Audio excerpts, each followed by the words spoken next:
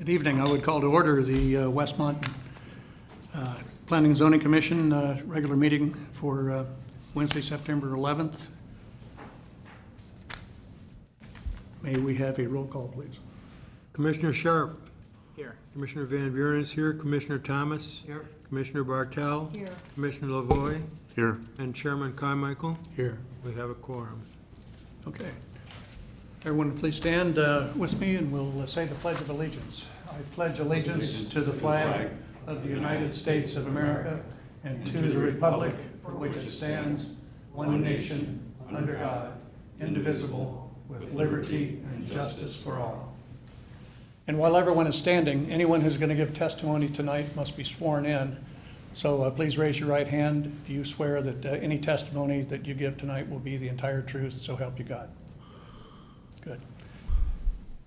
A reminder also, if everyone would silence their electronic devices. And a reminder also that anyone who testifies must sign in either here on the podium or out in the hallway. We have a sheet with the name and a point of contact. First item is approval of the minutes from the August 14th regular meeting. May I have a motion to approve? Yes, Van Buren. Second, Bartel. Excellent. All in favor? Any discussion on the minutes? I know you've all read them. No? All in favor? Aye. Okay. Minutes approved. And before we get started, at open forum, is there anyone here tonight who would like to address the board on any issue that's not on the agenda tonight? Okay, seeing no hands, we'll move into the review of the public hearing procedure. Each issue that as presented, the petitioner will be asked to come forward, introduced, and will provide his or her testimony. After that, the staff will address that and give us guidance and the specifics on those things. If it is an open hearing, public hearing issue, then the public will be invited to come forward third, express their concerns, comments, and the petitioner, of course, will have the opportunity to address those on an ongoing basis. Then finally, the public hearing will be closed. The commissioners will get their chance to make their comments and questions, be followed by a motion to approve and a vote. And at all times, we have Mr. Zemenak, the village attorney, here to give us guidance and keep us on the straight and narrow and answer all of our questions. A reminder also, when you're at the podium, please speak into the microphone so the TV audience can pick it all up. Okay, new business. First item is Planning and Zoning, item 19021, a request from Top Lift North America regarding a proposed lifting machinery and equipment sales, parts and service business at 280 West 63rd Street. Item A would be a special use permit to operate a lift machinery and equipment sales and repair establishment with an open sales lot. Good evening. Evening. I'm Ryan Scher. I'll represent Top Lift North America. Did you sign in? Yes, I signed in. Okay, excellent, thank you. Just to give you a little background on Top Lift Enterprises, they've been doing business in Canada for 30 years. They do $100 million in business for this year. They are projected, or they're now want to expand to the U.S. market. What they've been doing is they've been servicing the container handling equipment market.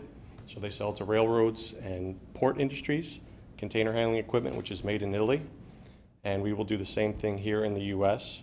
What we plan to use the building for is to support the sales of the machines. A lot of the machines are sold directly to the customers. So when we sell a machine, it goes directly from the factory in Italy to the customer location. We may have a machine that we stock, which will be parked in the parking lot, but a majority of the machines will go directly to the customer. We will have an inventory of spare parts in the shop area, And we will do pre-delivery inspections in the shop area. And then in the front office area, we'll support sales and have a conference room to meet with customers on occasion. The traffic in the area will be minimal. We'll have 3 to 4 employees at any time coming to the office to work. We'll have some deliveries from couriers, which I imagine are already in the area, so traffic will not be increased. And we plan to put a fence around the parking lot for security reasons. We'll have some Turberg yard tractors, which we'll have inventory of, and that's pretty much it. There's nothing we plan to do on the outside of the building that isn't already there. We'll do some modifications on the inside, but that's really Okay. Thank you. Staff? They will be asked to have some stipulations, excuse me, related to traffic control, making sure that there isn't congestion at that location. It is a prominent corner at 63rd and Van Industrial, so we're recommending a right-out only, and so we're adding a few conditions of approval that are in front of you. There's 7 of them. Planting parkway trees and also additional trees on the private property for screening and beautification because it is a prominent commercial corridor. Keeping the lift trucks in a contracted position so that they're not, there's no banners or flags or, that kind of thing. Installing the 7-foot fence with 100% opacity so that, there's no see-through and it kind of buffers. I think you chose green, forest green. Well, it would probably be green or black. Okay. Yeah. The driveway for the exit base will be, again, right only, right onto 63rd, but they will be allowed to make left turns north to Van Industrial for, internal industrial movements. The related repair work will be limited to the interior of the building. No repair work will be conducted outdoors or outside. The lifting equipment may be displayed for sale outside, but within the enclosure. Right? And then the final one would be no parking, loading, or unloading of trailers on Van Industrial Drive. Everything has to occur on the lot. Correct. So we're recommending approval based on those stipulations. Thank you. Welcome. Now, we'll open it for the public. Anyone from the public? Questions, comments? Okay, that's closed. Well, and we'll go to the commissioners. We'll start with Commissioner Van Buren, please. Thank you. The staff has indicated the 7 points there. Are you familiar with those, and are you in agreement with adhering to all the 7 that the Yes. staff is? Yep. You have anything to do with Ferrari cars? Is No, that just a difference in name? It's called CVS Doesn't look Ferrari, like but one, they're lift equipment. Yeah, it's not the cars. Is your central headquarters in Italy? Toronto. Toronto? The machines are made in Italy, but we represent the manufacturer. Okay. We're not the manufacturer. Okay, well, as long as you're willing to comply with all the things we've asked, I wish you good luck, and I'm happy to have you in the community. Thank you. And Commissioner Thomas? Now, what, is it containers? What kind of containers is your equipment made to lift? The containers, the shipping containers, Like the in a- 40 and 20-foot containers? Like in a shipping, Yeah. like a shipper, like a semi? Yes. Tractor trailer? Yes, correct. Okay. That location looks like it's custom made for you. Yeah, That's why you picked it. right. Yeah, we'll do some repair work of components there in the shop. But like I said, most of the machines are shipped directly to the customer, so you're not going to see machines lined up in our parking lot. We may have one there for stock, but you won't see many machines there because it's expensive to move these machines around. Right, and you'll have one for display or whatever? Well, for- customers aren't going to come to our site to look at a machine. So we might have one there just for stock for if a customer needs it right away. But yeah, it's not going to be a display where customers come in, look at the machine. It's mainly there just for stock. Okay, like Wally said, as long as you're working with staff and are in agreement, I have no problem. Yep. Good luck. Thank you. Commissioner Sharp? Hi, welcome. I just have a couple of questions. Sure. So the truck storage, excuse excuse me, this truck storage type 1, the reach stackers, I appreciate that you've located those in the back of the lot, so they're reduced visibility. But how high can these get if they are extended? What's their reach We wouldn't range? extend them, but they're about 14 feet high, so Okay. they will be above the fence a little bit. But, Okay. yeah, we wouldn't have the boom raised for any reason. Okay. Your fence photo that you have included in the packet shows just a chain link fence with like a vinyl or some kind of cover on top of it. I'm a little concerned with the durability of that style of fencing. I'd like to see it look more like a solid wood fence or something, but it's neither here nor there. Okay. Other than that, though, I'm fully supportive, and I do wish you guys the best of luck in this new location. Okay, thank you. Just to intervene, that is a condition you can impose if you feel it's required. It's a special use, and if you feel like a I just don't feel chain that link fence strongly. with a cover yeah. isn't sufficient.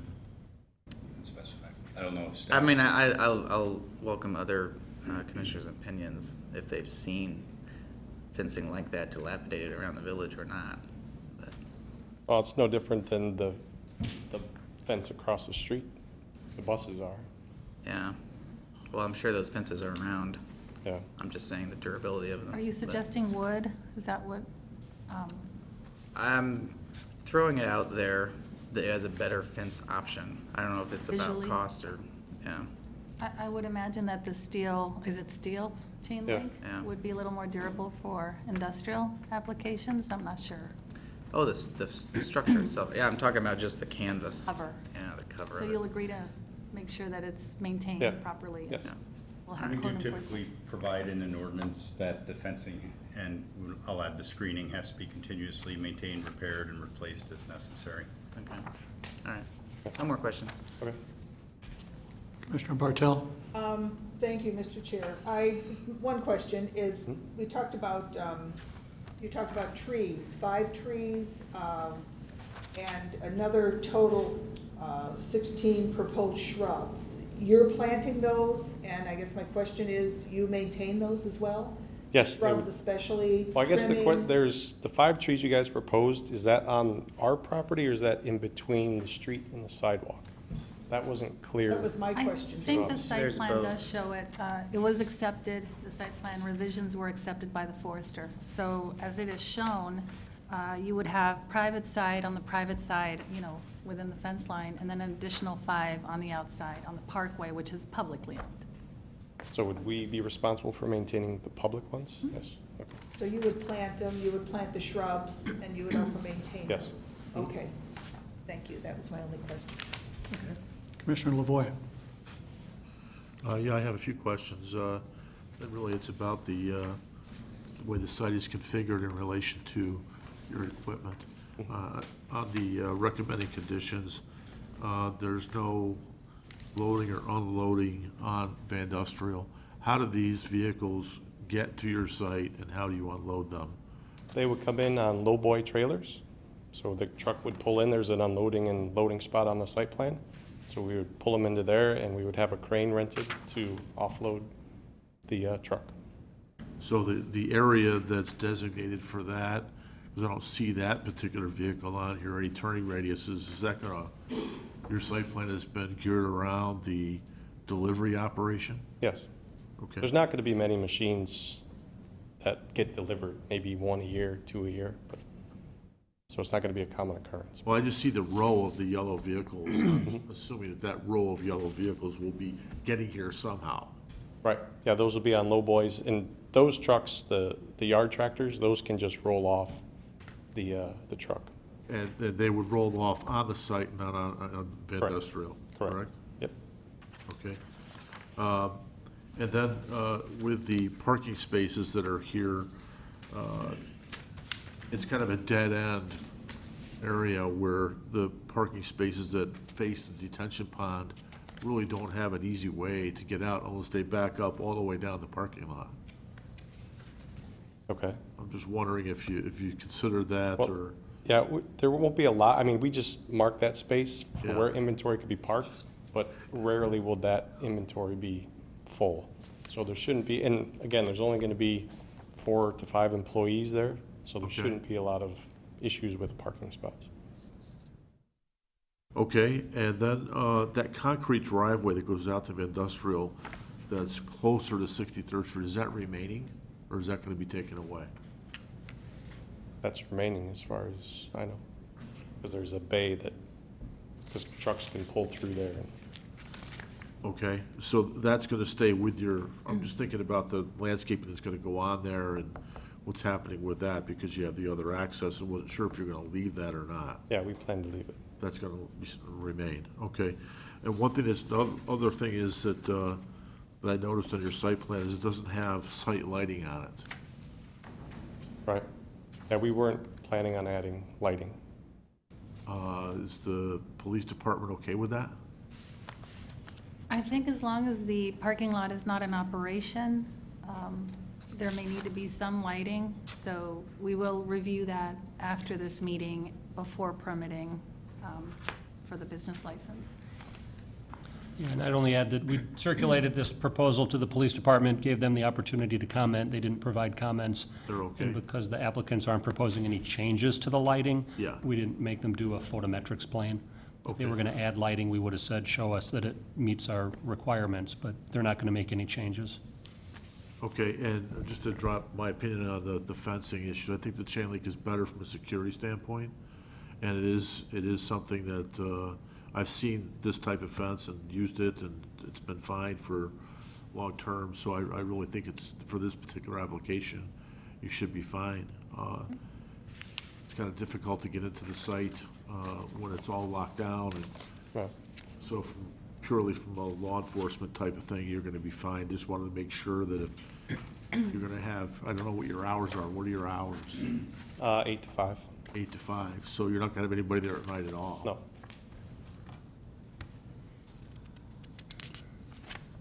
Okay, that's all I have. Thank you. And I'm in agreement with Commissioner Lavoy on the fencing. I think this is satisfactory. On signage, the previous pole sign that Gene's Tire had, are you going to put a sign on that? We'll or- put our logo up there, yes. That's our plan. Okay, and this is, you say the company headquarters is in Toronto. Correct. This is going to be the US headquarters here in Westmont. Correct, yes. Are you the man? I'll be the manager, yes. You're the man, Yeah. all right. Okay, well, welcome to Westmont, and that's all I have. Let's have some discussion here and further with the commissioners. Trees, lighting, fence, I think we're good. okay. Well, then, I would entertain a motion to Before approve. you make the motion. Sir. Can you just specify, whoever makes the motion, that it would include the special conditions recommended in the staff memo?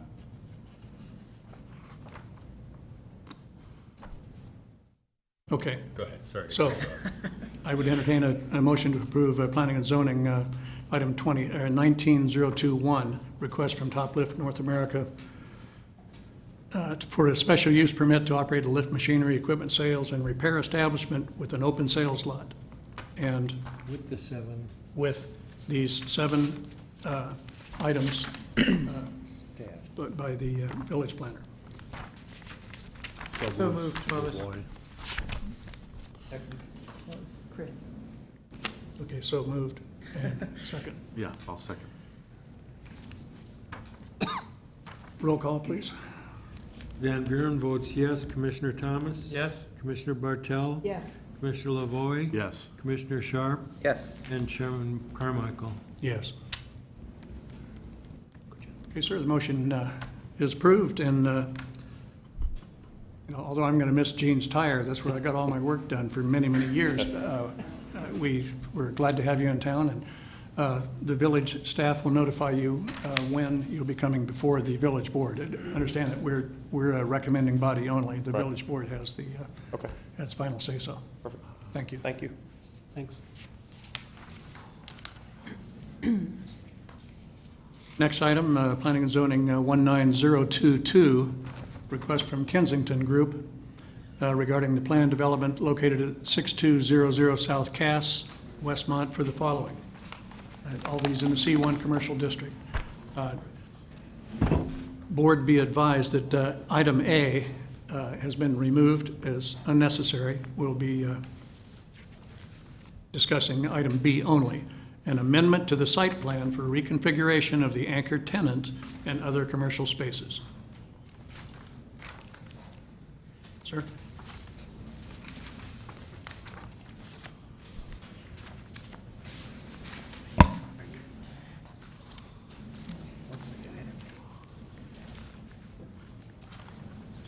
Hi, my name is John Shadish. I'm with Kensington and Bradford Group, and appreciate everyone's time tonight. It's been a while since we were in front of you.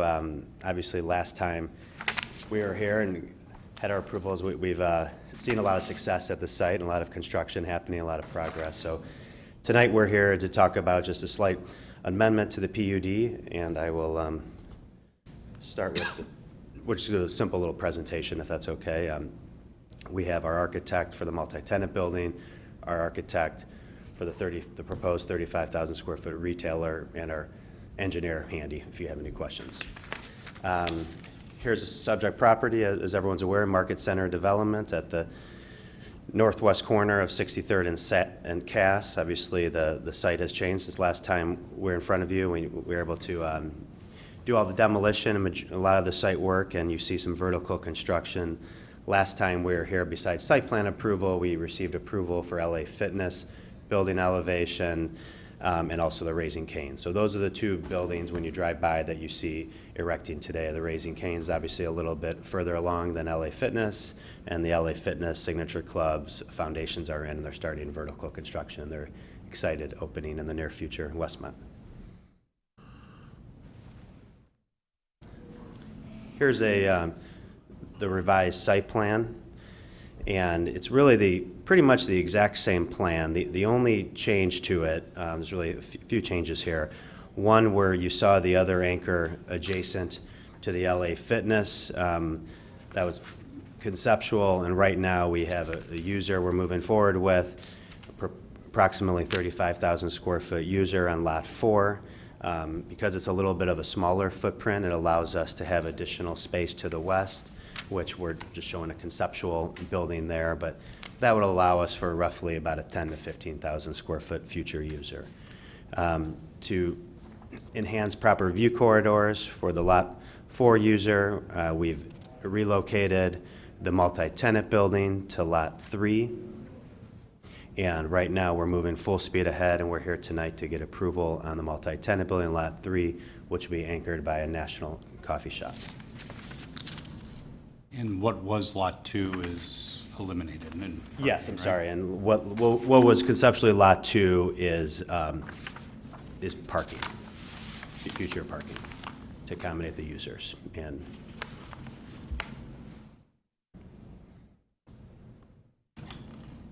I'm going to turn this over to Jason Gola with Woolpert. He's the architect for the 35,000 square foot retailer, to go over a couple slides. Thank you. Hi, good evening again. My name is Jason Golub. I'm with Woolpert. We're the architects for the retail building at Lot 4, as John just mentioned. As presented, Lot 4 is approximately 35,000 square feet. Retail store, the footprint's about 170 feet by 240 feet. The front entry is on the south elevation and faces the main surface parking area.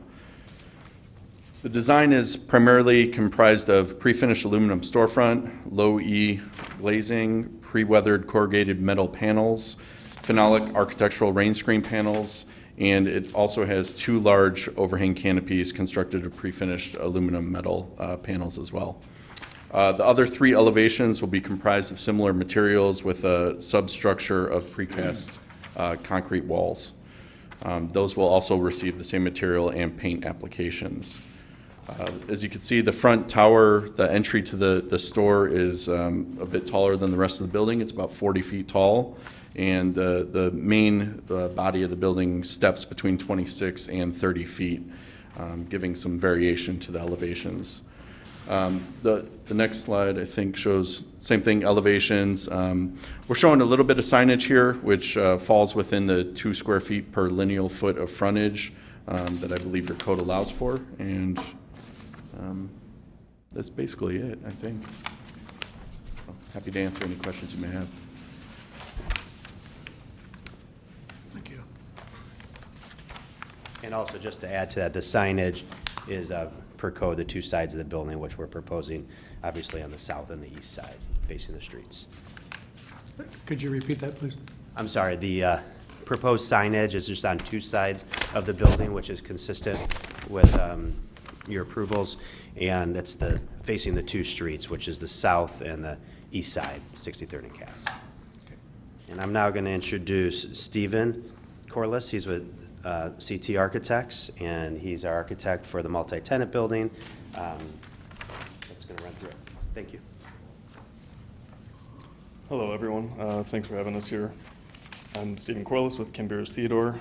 We are doing the 8,500 square foot multi-tenant building on Lot 3, which is shown here in the rendering. This is a perspective view from the southeast corner of the building, showing where the national coffee chain tenant would be.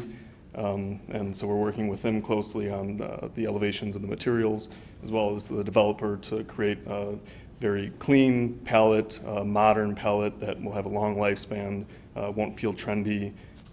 And so some of the materials that are included are a high-density fiber cement panel. It's a Swiss Pearl panel, it's called. That is the dark charcoal panel that you see around the building, as well as the behind the tenant signage. It is in 3 tones of white as a mosaic pattern to give a little bit of texture. You'll notice the building also features these materials on all 4 sides, what we like to call 4-sided architecture. It's so that from any perspective, this is really going to look like the forefront piece of architecture as the entry to the development, something that we're really excited about. This is a view from the northeast corner. Looking back at the multi-tenants, we're about 27 feet tall at the tallest point of these towers, shifting down to about 22 feet. The remaining materials for the canopy are an ACM panel in white and also a charcoal gray, and complemented also by a storefront clear glass clear anodized aluminum storefront with clear glass low-E coating on the glazing.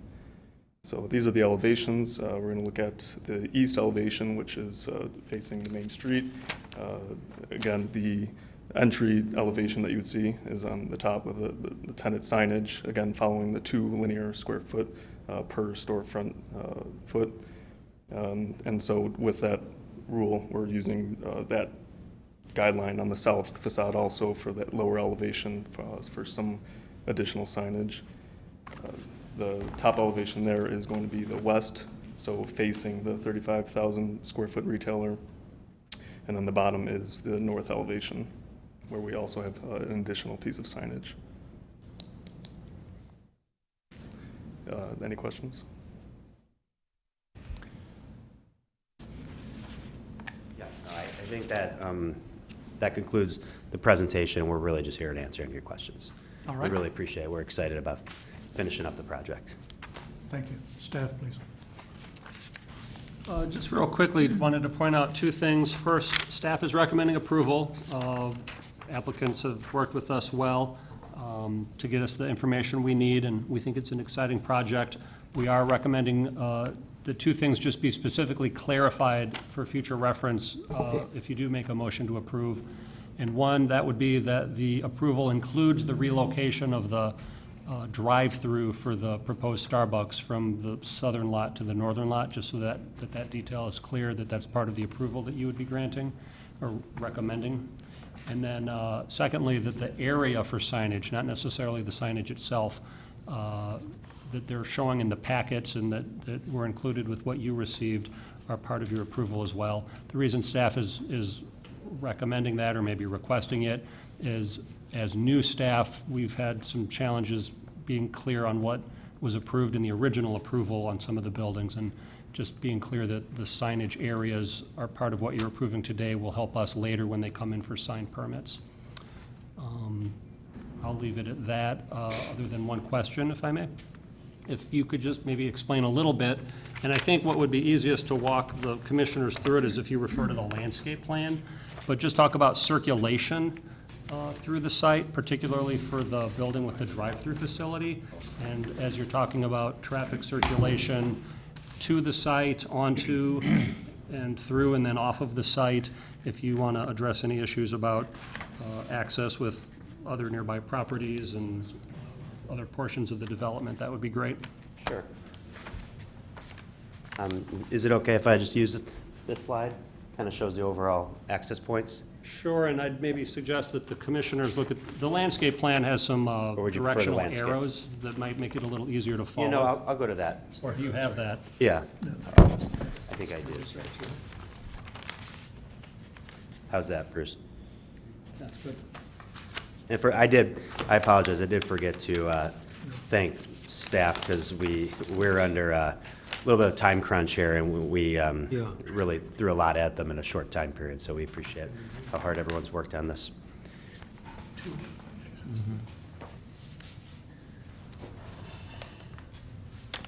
Let's see, Stephen, do you want to go through the yeah, Andy, you want to go ahead? We'll make sure he speaks now that he's here, so. Good evening. My name's Andy Hunt, and I'm with Kimley Horn Associates. We're at 1001 Warrenville Road in Lisle, Illinois. We're the civil engineers on the project. We were the civil engineer for Phase 1. Excited to be back here for Phase 2. So from a circulation standpoint, Bruce, in regards to, I guess, your question, are you specifically asking for Lot 3 or the overall development? Well, Lot 3 in particular with the drive-through, Yeah. but then just the overall site as well. Yeah, absolutely. So we have two access points on Cass Avenue. They both are full access points. We designed those with the Phase 1 development. We permitted with DuPage County DOT since they have jurisdiction over Cass Avenue. We have gotten that permit, and you can see they're starting to do some of those improvements currently as we speak right now. So for Lot 3, you can access both from the north and to the south with both those access points on Cass.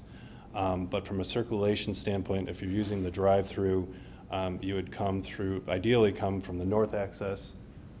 This is not a pointer, but off that north access drive, and circulate behind the building, where you have the drive-through lane or a bypass lane going through there. And then on the south end is where they would pick up the product. Also on the south end is two-way traffic in and out that circulates east of the building and north of the building. So really good full access throughout the site. A bypass lane, for the drive-through if they decide they don't want to order anymore. So good circulation throughout. For the overall site, we're really maintaining, the existing or the same access points as Phase 1. We did make a slight modification south of Lot 4 retailer building. That drive did shift a little bit farther south than what the Phase 1 anticipated, so that we could fit the building in a north-south direction. But good circulation through Mariano's, and then down south of that, adjacent to Walgreens and Raising Cane's, where we have a full access point in between those retailers, which again has been approved by DuPage County DOT. Which we received their permit on. Does that answer your question, Bruce? Any more detail? If I could just ask one quick follow-up question, just for my own clarification. If someone entered the site at the southern entry, the one south of the drive-through, and then they headed west and then made a right-hand turn to head north, would they be forced to turn, or would they be able to continue north behind the proposed multi-tenant building? So, I'm sorry, could you say that one more time? If someone enters the site at the southern entryway, Yep. and then they're heading west as they enter the overall project, and then they turn right, would they be able to travel behind the multi-tenant building on Lot 3, or would they be forced to turn right, either into the drive-through aisle or Yeah. in the Yeah. two-way aisle? Sure. I believe I understand your question. If they go into the southern full access on Cass and they go into the Lot 3, they'd be forced to go east and circulate the building to get to the drive-through lane. Is that what It's you're asking? southbound only on the west side of the building? It is.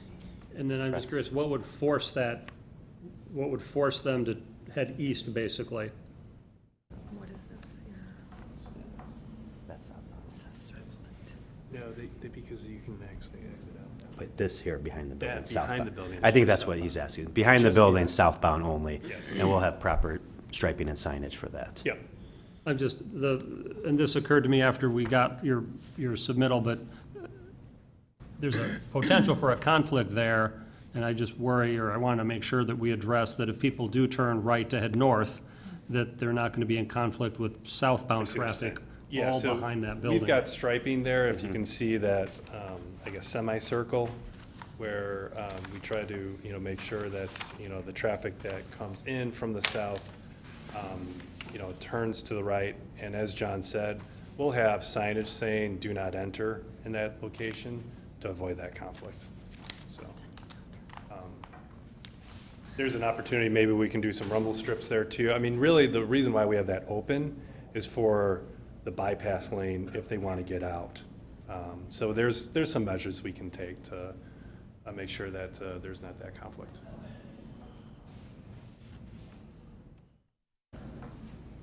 We have a comment, Village Attorney. My understanding that the applicant's going to be coming back in October to obtain a plat of re-subdivision that's going to carve out in addition to the Lot 4 retailer, there's also that secondary building next to it, and that's going to be carved out as a standalone lot, as I understand it. Yes, and I think the only correction there is, we're going to come back before you when we have a user for that small 10 to 15,000 square foot. For now, we're going to keep the plat of subdivision, how we got approved not too long ago, which is just one Lot 4. Got it. But yes, you're correct. Eventually, we'll be coming back before you to further subdivide Lot 4 to accommodate the proposed 10 to 15,000 square foot user. Question for staff. I guess the agenda says it's up for approval for an amendment to the site plan. Is the landscaping plan also being amended? And if so, can the motion specify its approval of the amended site plan and landscaping plan? That's a good catch, and the agenda should have read that it's site and landscape plan approval. We did have our third-party consultant, landscape consultant, look at it and make sure that it meets the village's requirements. So if the motion could include that as well, that would be preferable. Okay. And then last question, I guess, for the applicant. This isn't before the Planning and Zoning Commission, but once it gets up to the village board level, we're going to be amending the plan development agreement that's already been approved, just to reference the new site plan, landscaping plan. And what we like to do is include the building elevations, and each of you the architects here made reference to building materials. Can we get a description of, if staff doesn't already have it, of the specific building materials? And what I'm proposing to do is attach the site plan, the elevations, and a description of the building materials, and stating that the developments have to be completed in substantial conformity with the site plan and elevations, if that's... Sure, understood. Okay. Thanks. Thank you. Anything else for the staff? Okay, since this is a site plan and landscaping approval, public is not required to participate. We can go directly to the, Well, customary, even though it's not a public hearing, we do typically allow the public to make comments if they want to. okay. Is there anyone from the public who would choose to, or would like to address this? No. That's a Sir? question. I just want to make sure I understand this. Is there a reason why we're not getting the building elevations approved by Plan Commission this You evening? Okay, we are. I mean, this is a recommending body. Right. No. And then it's going to go to the village board. Okay. They're going to approve the site plan. that includes the building elevations. I got you. et So it's cetera. all encompassing. Yes, and I just want to make sure Understood. that I specify it in the plan development agreement and make sure everything's attached to that as Okay, well. sorry, just want to clarify. Okay, good. Let's go to the commissioners now, and we'll start with Commissioner Thomas.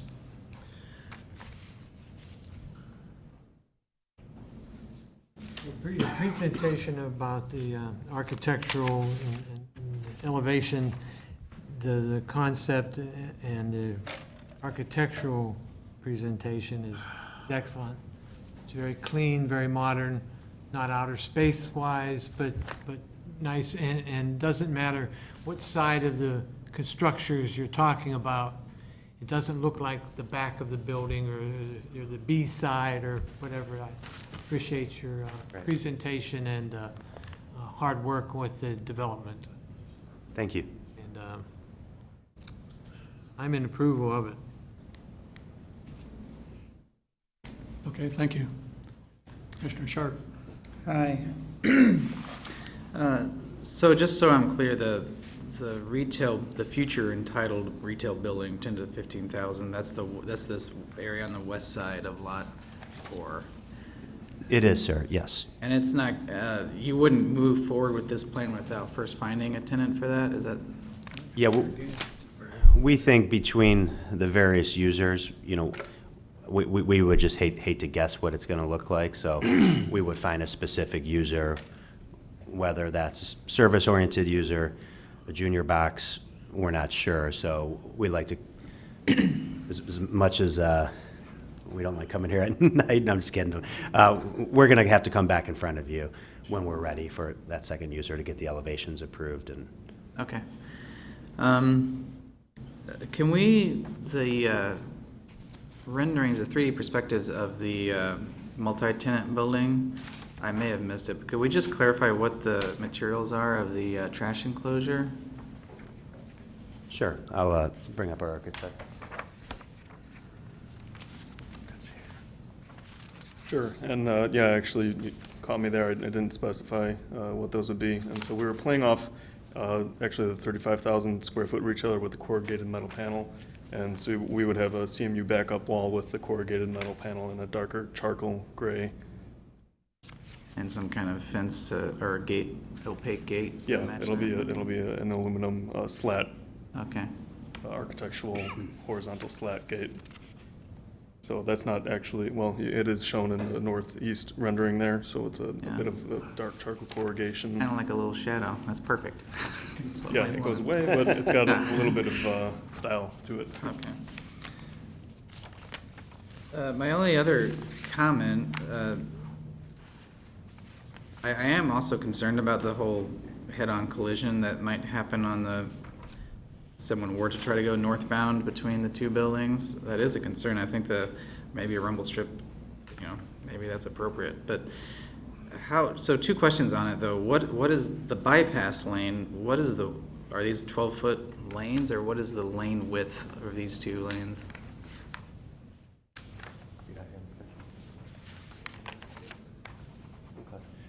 Yeah, they're 12 feet. Okay.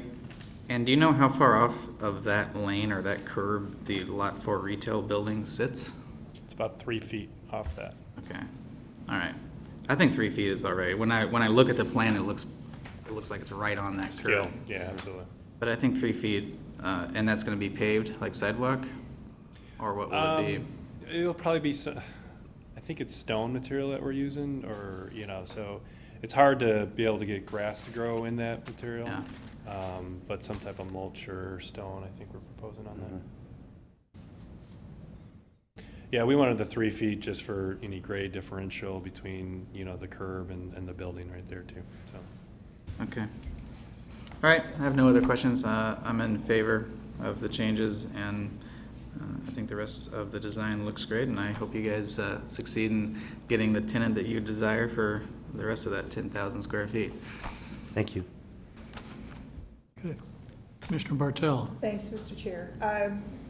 One question I had is, it's more conceptual than anything. What prompted the change in the configuration of the lots? Was it the movie theater not happening? Is is that what prompted the change? Yeah, I think there's two things. One, the market turned, and for various reasons, we went through 5 or 6 movie theaters, and we're not successful there. And then we're fortunate enough to engage with another retailer that's very exciting for Lot 4, and that prompted some changes too. So it's a combination of the two. What would be an example of a boutique grocery store, knowing there's one with Mariano's right across the way? I think right now we're proposing the 35,000 square foot retailer. Okay, so not necessarily. Okay. I'm in favor. Fine. Thank you. Thank you. Commissioner Lavoy. Yes, of course, I have the same concerns about the lane configuration, that what you've shown to us tonight just doesn't work. A southbound lane, bypass lane behind the Starbucks, and your northbound configuration doesn't really work. You know, you're gonna rumble strip, and then somebody's gonna drive over that, and you're gonna end up in a conflict. And then, I'm also concerned about the egress off of the Starbucks drive-up window, where you have to make a 180-degree turn to come back out and go back out to Cass. So you get your coffee, and then you exit the drive-up lane, and then when you get to the end of the driveway, you have to either go north and go out, but if you want to go south, you have to make a 180-degree turn to go, like if you want to go to Starbucks, you're going to have to go 180 degrees in reverse direction of the way that bypass is, and that would also cause a conflict with incoming traffic. So in regards to the drive-through and exiting the drive-through, if you're going southbound, I mean, if you're a frequent customer, I think you're gonna realize, yeah, that turn's gonna be challenging to go southbound or turn right. So most likely they're gonna turn left, and they're still gonna be able to exit, you know, on the north drive, or go north, that north drive that runs in east-west direction, and then exit onto Cass off that north drive going southbound. Yeah, there's really no benefit to the southern full access to exit. It's not. Yeah, they're both full access. They're both full access. They're both non-signalized. But we can also work with staff and run a turning template for a car to see if it actually does want to turn right as it exits the drive-through, to make sure that we have enough space so they're not doing a 3-point turn and all that. So I think we've got some flexibility in regards to, modifying the site plan to make that work. I understand your concern of the conflicting and all that. Yeah. I mean, but it's a pretty common occurrence with drive-throughs. I mean, you see this quite a bit, but the good thing is that we still have that access on the north drive for you to either go northbound or southbound on Cass. Yeah, I think it's a better occurrence to have a bypass lane and proper signage and stop bars and everything we need to Right. as we work for staff than to eliminate a bypass lane. Yeah, and to address your concern, Commissioner Lavoy, in regards to your first comment of that not working, we can look at that median too and maybe extend that a little bit more. So we're really confining it to maybe 12 feet so that a car really can just, get out of that. And that's really the only main purpose why we have that open, is for that car to get out. So we can play with that a little bit more. I actually think that if you reverse the radius, it would work a lot better. If you look at that little curb line that runs into the crosswalk, if that actually was a radius facing to the north and tied into your striping, that would probably work better. But it's just the way it is, and that's a rumble strip for everyone to get out. It's your head-on collision there, and then So could you say that one more time?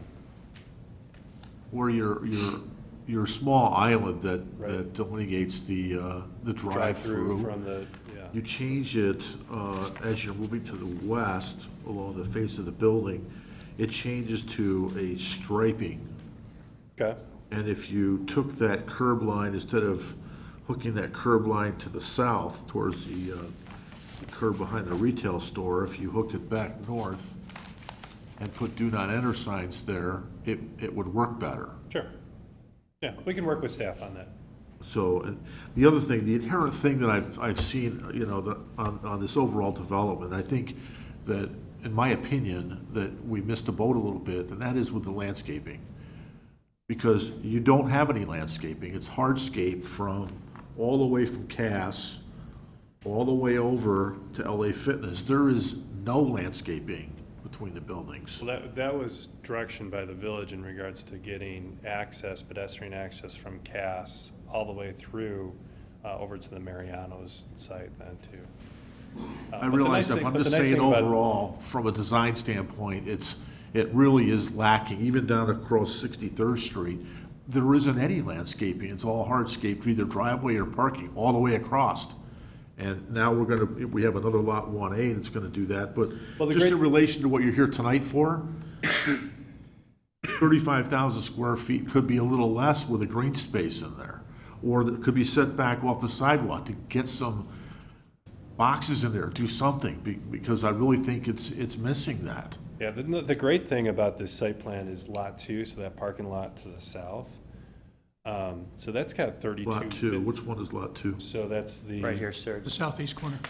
South, parking lot south of the south access point. Yeah, that all looks good. Yeah, It's just that's that there's a 30. there's a couple of little components Well, about the so overall site. the phase 1 PUD plan had that Yeah.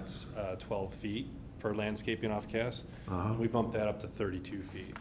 So that's gonna be a nice landscape element along Cass Avenue. But just from a pedestrian connectivity to get, people through the site from the sidewalk to the various buildings, you need that hardscape component. Now, it's nice that lot 3 on the south side, we've got some nice landscaping in between our parking lot and that pedestrian access way too. So it's gonna feel nice when you come in off both access points, both drives off Cass Avenue with some nice landscaping. Okay, I do happen to really like the building. It's a sharp-looking building for that particular corner. I think it really upgrades the whole area around it, and it'll really be attractive and bring people into the development. I just would like to see more of the landscape to go complement it a little better. That's all, again, hardscape in front of your building, and there's really nothing there, is there any outdoor dining expected there, or? There is outdoor dining at the proposed southerly end cap. Okay.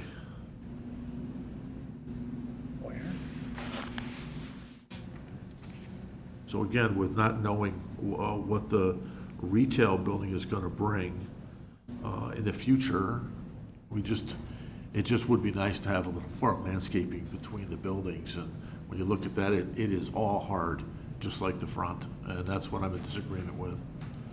It just, I think the geometry, obviously, you're bringing this geometry to us for approval, and I can't approve it based on what I see.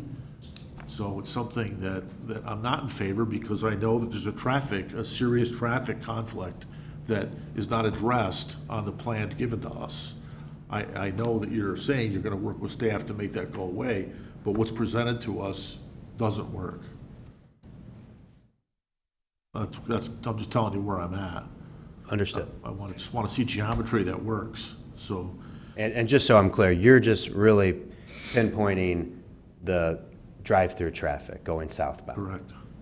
So if we're able to extend the median in between the bypass lane, the drive-through lane, so, well, that really wouldn't Yeah, I mean, work either. We'll work with staff. I mean, Yeah. they have review consultants that will, review this in detail. I understand your concern. We'll take a look at it and make some modifications, so. Yeah, are you expecting any traffic to come from the west, from let's say from Mariano's to come to get coffee? Because if they do, they're gonna travel eastbound along the north lot line, and then they're gonna turn into the drive-through, where the drive-through lanes are, And you have no ability there for turning radius because it's the corner of the building. So if there's anything that's gonna come from the west to the east, you hit the I don't see corner of the conflict. building. Yeah, no, I think you might be getting turned around. If it's coming from the west to the east, it's going in front of the National Coffee, it's going around the building, Yeah, that circulating the building. No, 31.9 you're talking about the. foot lane along the north of the building. Is there anybody traveling from west to east there? And when you come right to the corner of Lot 4, where that building corner is, there's no radius. So if you want to turn in there, you're turning into a blind corner. There's no traffic up there. That's delivery only. Well, now, There's no through traffic on the north side of this Yeah, property. so, If I was in introducing the shopping traffic center there. and I want to get coffee, that's. Says it's a full access. so if you're talking from Mariano's, traffic from Mariano's, Mariano's or LA Fitness, or somebody's going to travel eastbound Well- on that north driveway, and if they want to turn into Starbucks, there's a sharp corner of the building there. so most likely, if they're coming from Mariano's, where they're coming from is a connection point south of the building versus the Yeah. cul-de-sac in the back. Because the cul-de-sac in the back is just Well, let's say from emergency. LA It's not Fitness. closed right here. That's for fire. Well, from LA Fitness, again, they most likely would probably be using the south access for Lot 3 versus the north access for Lot 3, because the majority of people will be parking south of the building. It's really just employee parking in the back end of the building. So maybe some employees, if they want to grab a coffee before they go. But, yeah, again, we can take a look at that radius at that northeast corner. I understand your concern on that, so. Yeah, that's what I'm saying, is when you come up to the corner of the building, and then you have to make a sharp right-hand turn to go into Starbucks, and you have no visibility there, and there's no Staff, radius. Can you clarify? I thought the original site plan that there was no through traffic on that north side, and in fact, it's gated. It's gated, yeah, It's it's for gated, emergency. emergency fire. only, yes. What we're talking about is if the employees park in the back of LA Fitness, so if employees, want to grab a coffee before they go, then they'd be using that north access drive, but it would be minimal traffic. The vast majority of the traffic would be coming from the south access on Lot 3, maneuvering through the site. So that means then that, are you gonna open that lane up on the north to be full access? That is full access. It's gonna be full access without it being closed down? So you're saying the north access on Lot 3? Yeah, Yeah, that is a full access. that's gonna be a full access? Yes. So cars could But pull. nobody could go westbound on the north access to get to Mariano's. You can't, there's no connectivity here. I understand that, yeah. Yeah, emergency. Well, I'm just using that as from the direction, I'm trying to, Yeah. describe what I'm talking That's okay. about. The Mariano side. So this is full access here. I know I'm Yes. talking in front of the It is microphone. Cass, That's full access here. Okay. That's full access there. That's full access there.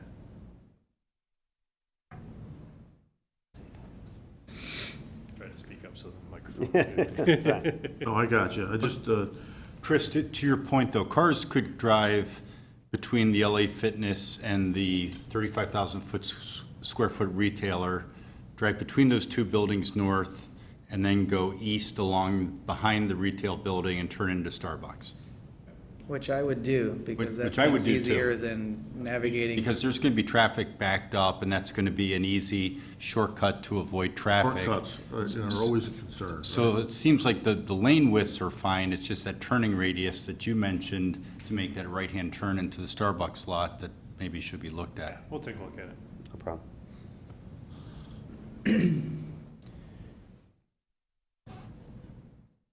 Is that area north of Lot 4 that is not part of the building? There seems like a lane there that's delineated. Is there gonna be garbage in there, or where's the garbage for basically Lot 4? We are working with the retailer right now in regards to that. So, But a compactor or? yeah, probably a compactor of some sort. So either within that loading dock area or maybe potentially just to the west at the northwest corner of the building. So we're still working through that detail right now. I see that, sorry about all these questions, but you also have, on the front of Lot 3, you have the handicap parking spaces up against Lot 3, but where the retail building is, you have no handicap spaces. Have you included those in your parking counts? We have, we do have accessible stalls just south of the Lot 4 retailer. What about for the future entitled, Oh, I see what you're saying. there's no handicaps there? Yeah, we've done the calculation of the overall development with the total number of parking stalls. We meet that code. We can take a look at the distribution associated with that. Yeah, because I think you're going to need those because they're the We could closest access. potentially, yeah, move a couple over Yeah. to, that's a good point. They're all good points. I figured I'd get a lot of questions from you, Commissioner LeBlanc. It's okay. It's fair, right? I sit on Plan Commission in Plainfield. I do the hope I same never thing. come to yours.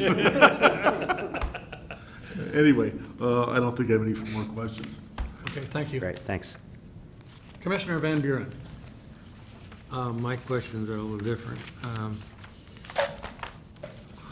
I was rather shocked to find out that there wasn't going to be a theater going in there, and I suspect that the residents who are watching here tonight are also feeling the same way. And I understand that there may be reasons, good reasons for that. My other concern is that it's a grocery retailer coming in where we already have the anchor of this entire complex as a grocery retailer.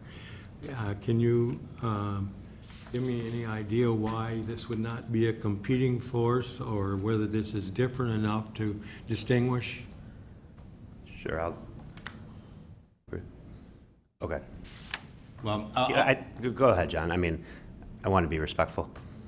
I know the applicant is not at liberty to disclose who the proposed retailer I is understand. or So I would- details about their operation. And as we talked about, whether this proposed use competes with the use either next door or anywhere in the village isn't a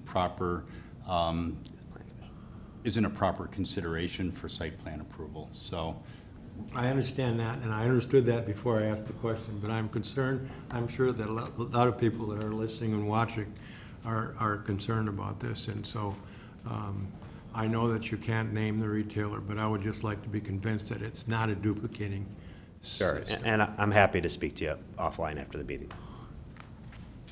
Appreciate it. That's all. Yeah, understood.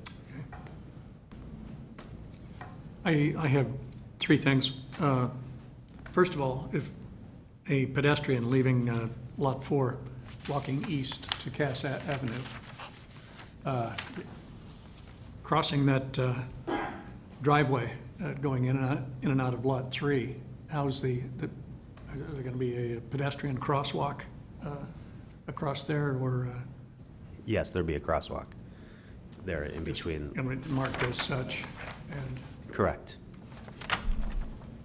at the southeast corner of the building, Lot 3, the traffic flow, you would expect someone going through the coffee line, you would hope that most of that traffic is going to turn left. Yes, that's, And the obviously difficulty in someone hanging a U-turn to the right and not conflicting.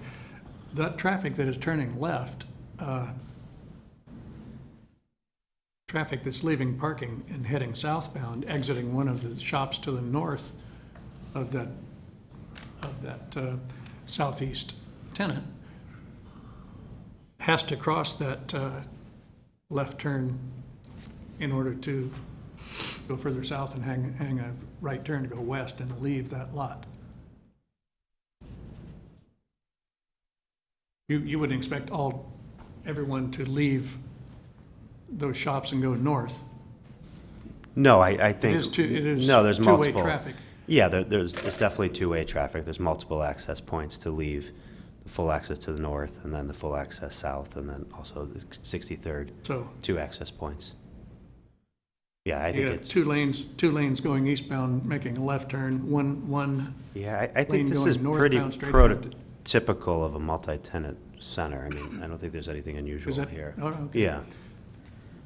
I mean, it was designed for the last 3 months, back and forth with our architect and the lead national retailer, and they have pretty strict guidelines, the coffee user we're referencing, on making everything safe and work for everyone. So we've been putting Okay. a lot of energy on this with staff too. Thank you.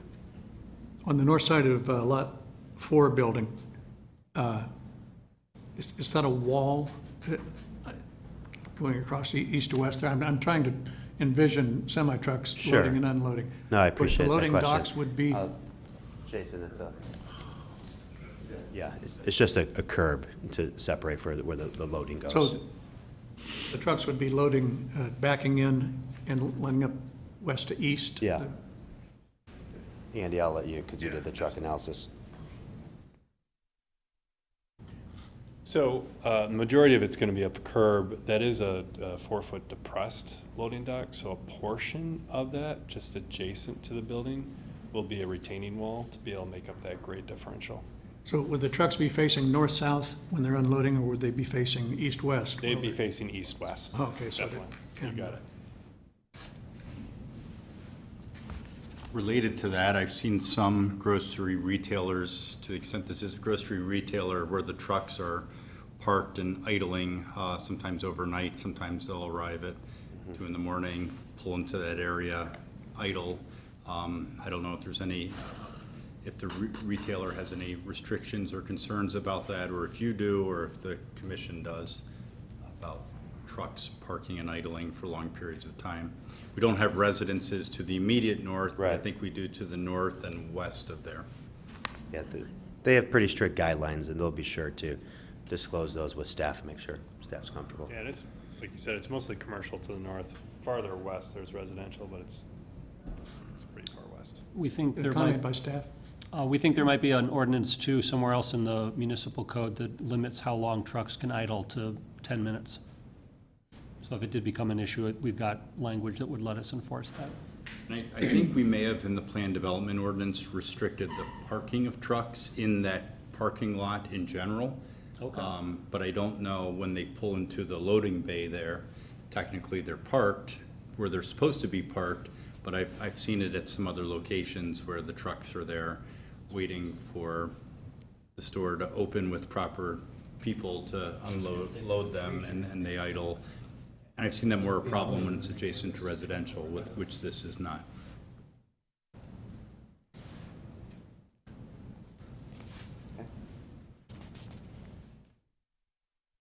Any further questions, sir?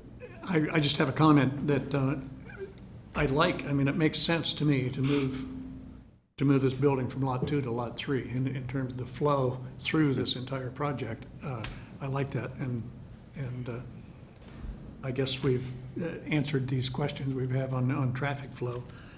And just as a reminder, we were always going to have a building on Lot 3. It's not it was always proposed on Lot 3 and Lot 2. Thanks. thank you. And that's all I have. Do we have any further discussion? Yeah. I just have a couple things to circle back on. I also questioned, is this a curb or is this a wall containing the loading space? And I know that to the north, that lot is currently back of house facing along that access drive also, but I don't know that it always will be. I'm just thinking out loud, does it need to be something more than a curb? But if we're sure it needs to have a guardrail or something, if we're gonna depress 4 foot on one side, Yeah.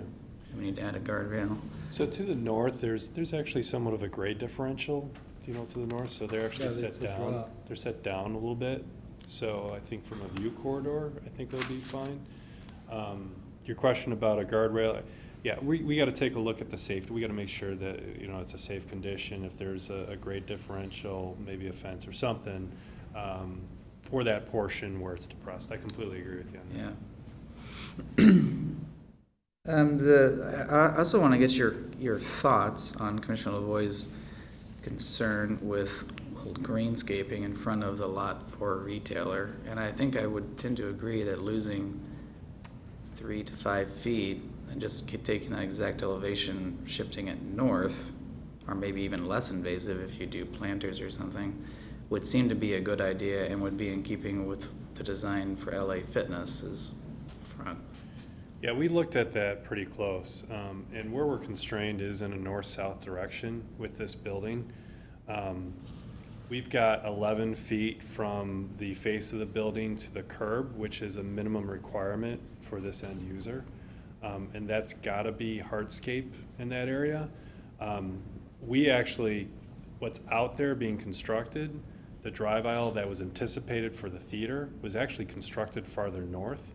So Kensington is spending quite a bit of money relocating that drive farther south because of that constraint. So the challenge is just trying to make it work operationally and still get, still make it functional. We could potentially, add some more landscaping along the drive, the islands just south of the retailer. But the constraint associated with trying to get landscaping between that drive aisle and the building and it fitting in a north-south direction, that's the challenge. Because the you're saying that location- you have a minimum, you're at your minimal square footage in the building, is what you're saying. Yes, and the fixed point is the full access on Cass. We can't change that. Well, I mean, I don't have any problem with the curb lines. It's the building footprint on the south side. I don't understand why it can't reduce in square footage. Yeah, we're at their minimum prototypical It's their dimensions. prototypical, yeah. So we felt pretty good about, instead of trying to fight for more parking to the east, our thought was, let's really beef up the landscaping along Cass, both at the southeast corner of Lot 3 and Lot 2, which is more than double what we received approval on last year. Was our hope.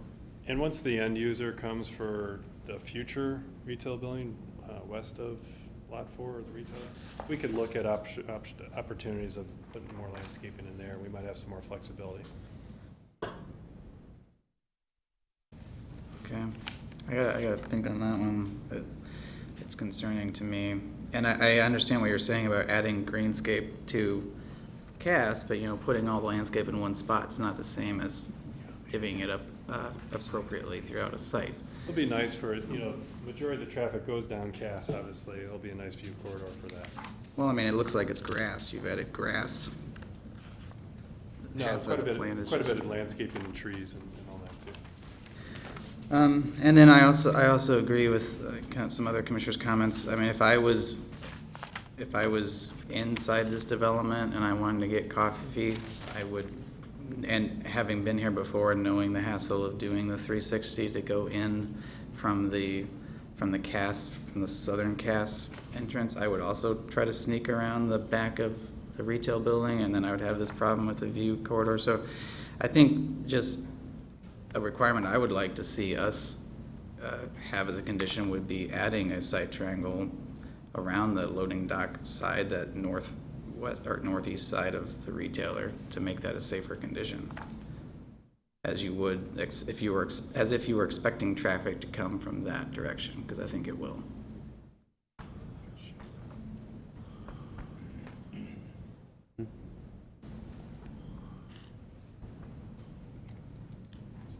Yeah. We're open to working with staff and improving it if possible. We were just talking about, we could potentially move that north access to Lot 3 a little bit farther to the east to provide a little bit more of a corridor there. We wouldn't line up with Yeah, it. that'd be tough, yeah. So we'll work with staff on that. Understand your concern. Okay. That's all I have. Anyone else?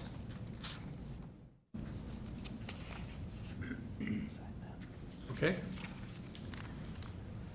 Sorry, I just have one more. So the existing, when it was originally presented to us as a movie theater, was there landscaping in front of that building?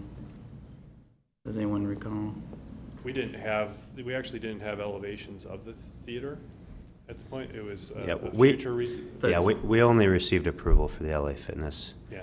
and the Raising Canes, and then the site plan. We didn't There get- wasn't landscaping shown for that footprint? We didn't receive preliminary engineering, preliminary landscaping or building Right. It was elevations. just showing a pad at that point. Okay, Correct. all right. Sorry. Okay. No more comments, then the chair would entertain a motion to approve Planning and Zoning Item 1922, an amendment to the site and landscaping plan for a reconfiguration of the anchor tenant and other commercial spaces. So moved and adjourned. Do I have a second? So move Sharp. Thank you.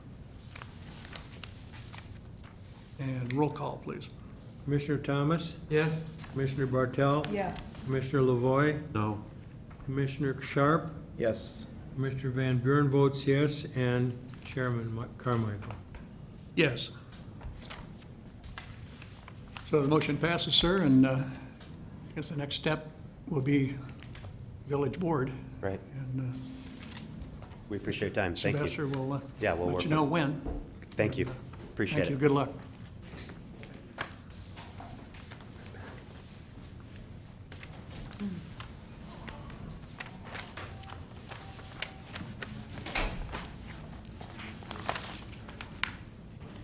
Okay, next item, planning and zoning item 19023, request from the Village of Westmont regarding the property located at 6015 South Cass for the following.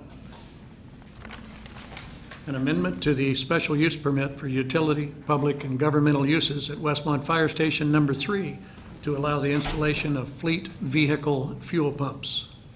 And we have the village engineer, Mr. Noriega. Good evening. Good evening. Noriel Noriega, Assistant Director of Public Works, Village Engineer for the Village of Westmont.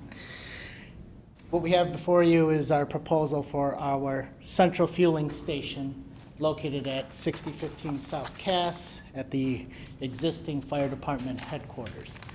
If you recall also as well, the stormwater management for the entire site was just reconstructed multi-million-dollar stormwater management facility, which included both volume and water quality components to that project. A little bit of history. Currently, our fueling station is located at our Public Works Street Division at 328 South Wilmette. Due to its age, some issues with IEPA, soil remediation will be required of that site. We are also in construction for our new Public Works facility located at 39 East Burlington. Due to site restraints, we are unable to fit the central fueling station at that location. So administration directed us to try to find a new site. Under the direction of administration, we found and we're working with AECom to design the central fueling station located again and proposed at the fire station site. Tonight I have AECom, Mr. Singh Chu. He is our lead design engineer, project manager for both our Public Works facility and our proposed fueling station. So with him, I will allow him to work and present to you.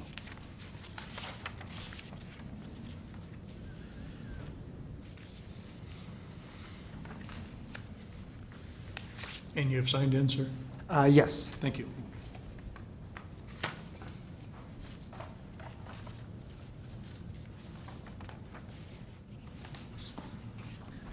Thank you again for allowing me to present tonight. Again, I'm Singh Chu, the project manager on behalf of AECom for the Public Works Group for both the Public Works facility and then this project, which is, as Noriel mentioned, loosely related to that project. This is at 6015 South Cass, just south of the fire department building there. What I'm showing on the screen now is the general site plan. Up at the top there, you'll see the existing fire department. Mostly off the page is the project, the detention area that Noriel mentioned. The fueling equipment will generally go on the east portion, the back end of the site, with an entrance from Cass.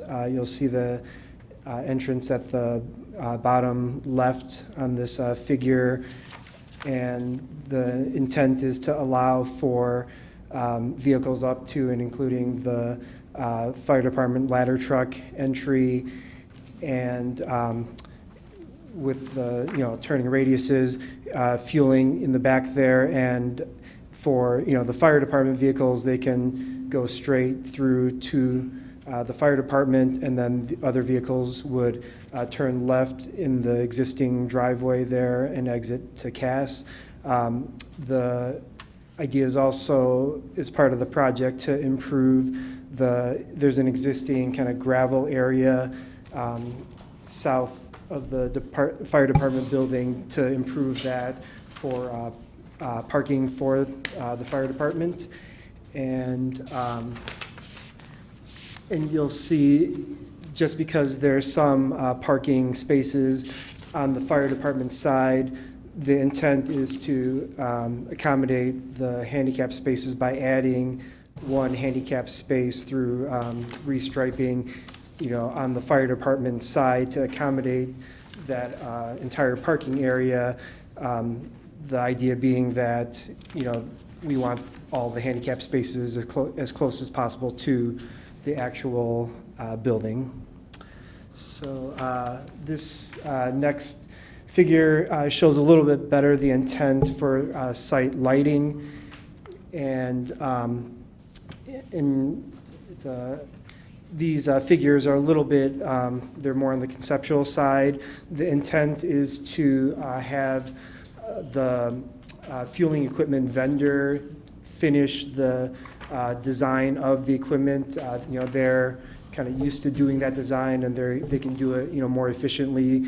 And so we've shown kind of these figures kind of conceptually. The scale is accurate to kind of the size of the canopy and the equipment and the control building there.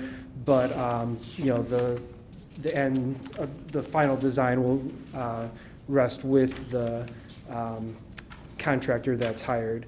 But I know there is potential concern over just the site lighting as far as photometrics.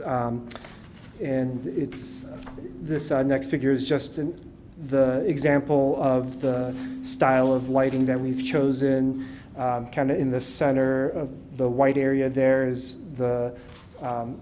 that's where the light pole would be, and we're directing all of not all, but the majority of the light forward. So all of the lighting on the site is aimed in, to the parking areas, and with, the detention areas, with, in the landscaped areas behind there, where there was a photometric study done, and we've shown that there's no light that will escape back to the east where there's residences.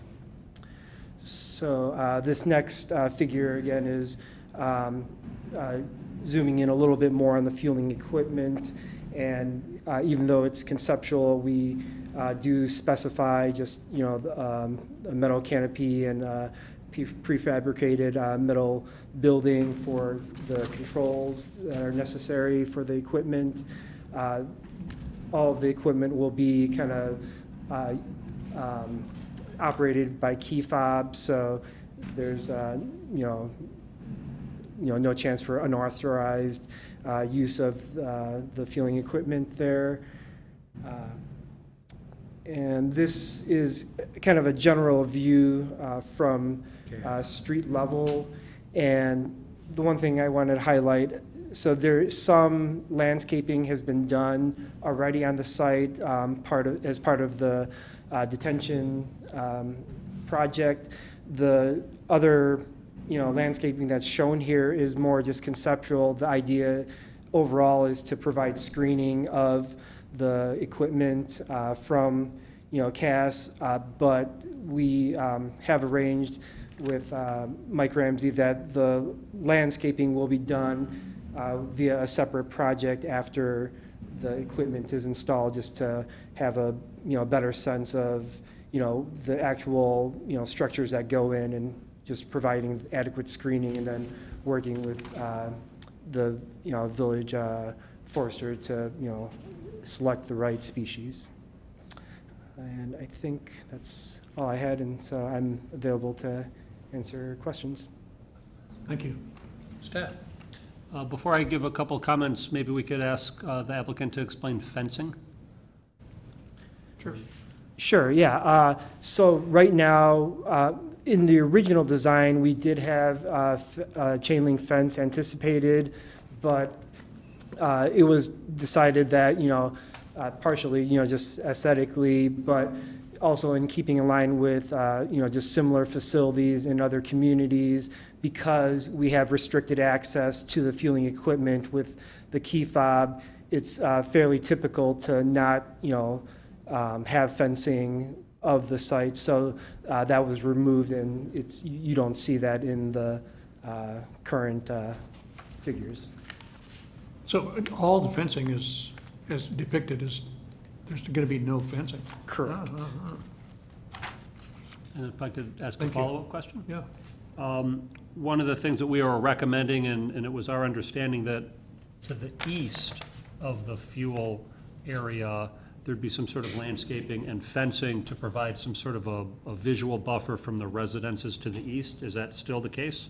So we were definitely anticipating landscaping, and I believe, in speaking with Mike Ramsey, if there was desire to have fencing along the east, that can be done kind of in that follow-on landscape kind of project, yes. So there's a residential backyard that backs right up to this site, and you're going to have snowplows, for example, fueling, oftentimes in the middle of the night during storm events. I would think you would absolutely need to have a fence as tall as the village would permit, and even with the variance, a taller one that's solid and wood, perhaps even with landscaping to help buffer the sound. So if you look in the staff report, that was one of the staff recommendations, would be that, again, east of the fuel pump, for exactly the reasons that Mr. Zemanek just explained, that there be a solid privacy fence and some landscaping.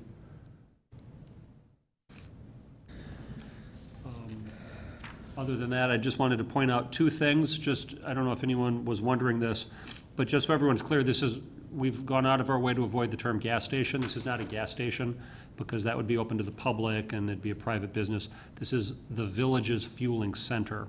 And so the specific special use that's being requested and that you're considering is a special use for governmental uses, or I think the exact language is utility, public, and governmental use. So it's already a governmental use, it's a fire station, but because this is enough of a change, staff felt that we should just make it clear that they're changing the use, and that requires the special use permit. And then the last thing I just want to point out, and I'll give this as kudos to the village, both the administration and the elected officials said if a private entity would be required to go through this process, the village should follow the same rules that we make the private sector go through, which is why we have one department of the village in front of us asking for your review and hopefully approval. And I just want to commend the village for doing that. I think that's the right way to handle it. So thanks to the staff from Public Works for coming and presenting this proposal so the Plan Commission can learn what you're proposing and provide some input. Thank you. Anything else? Nalini? No? Public? Sir? I've got a comment first. We have if you don't mind. one comment from the village attorney.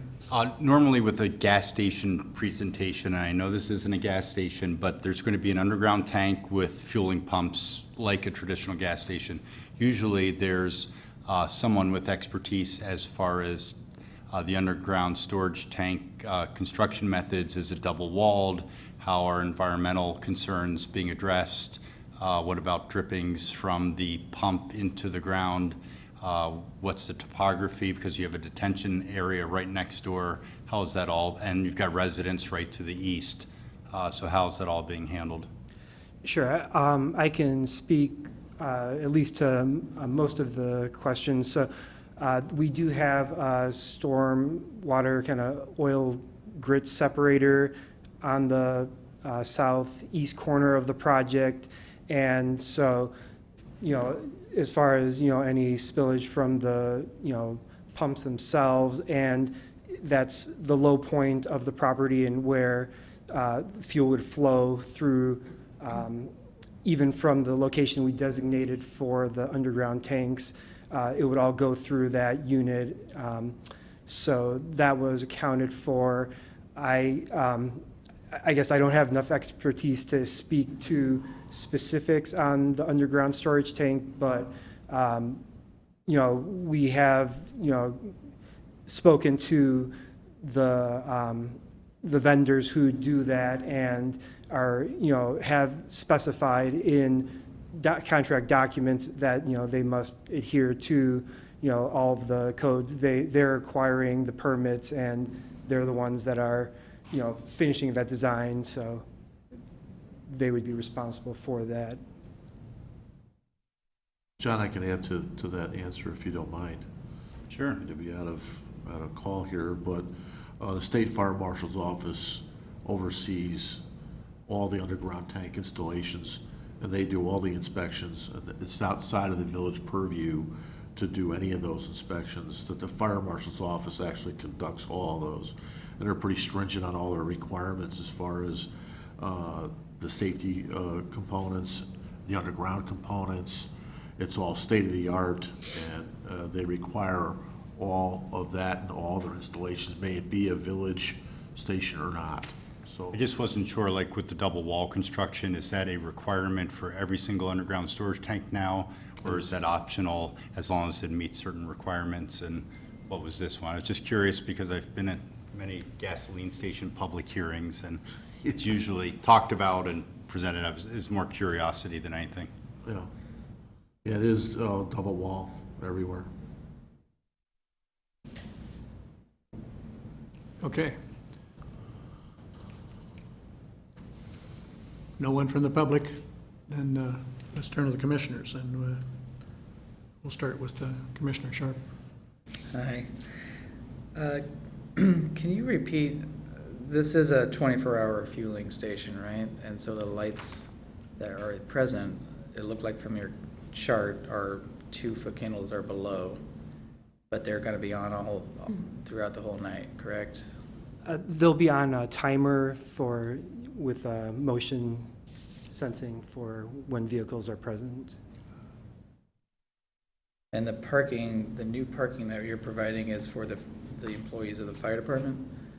It's actually public parking for the fire department. Okay. So I know that the fire department holds a lot of community events. We are always struggling, or at least the department's always struggling to manage parking on that side, on that gravel lot. So we are officially now constructing a parking lot as part of this project. Okay. I think, I really just don't feel like this is the right place for this use.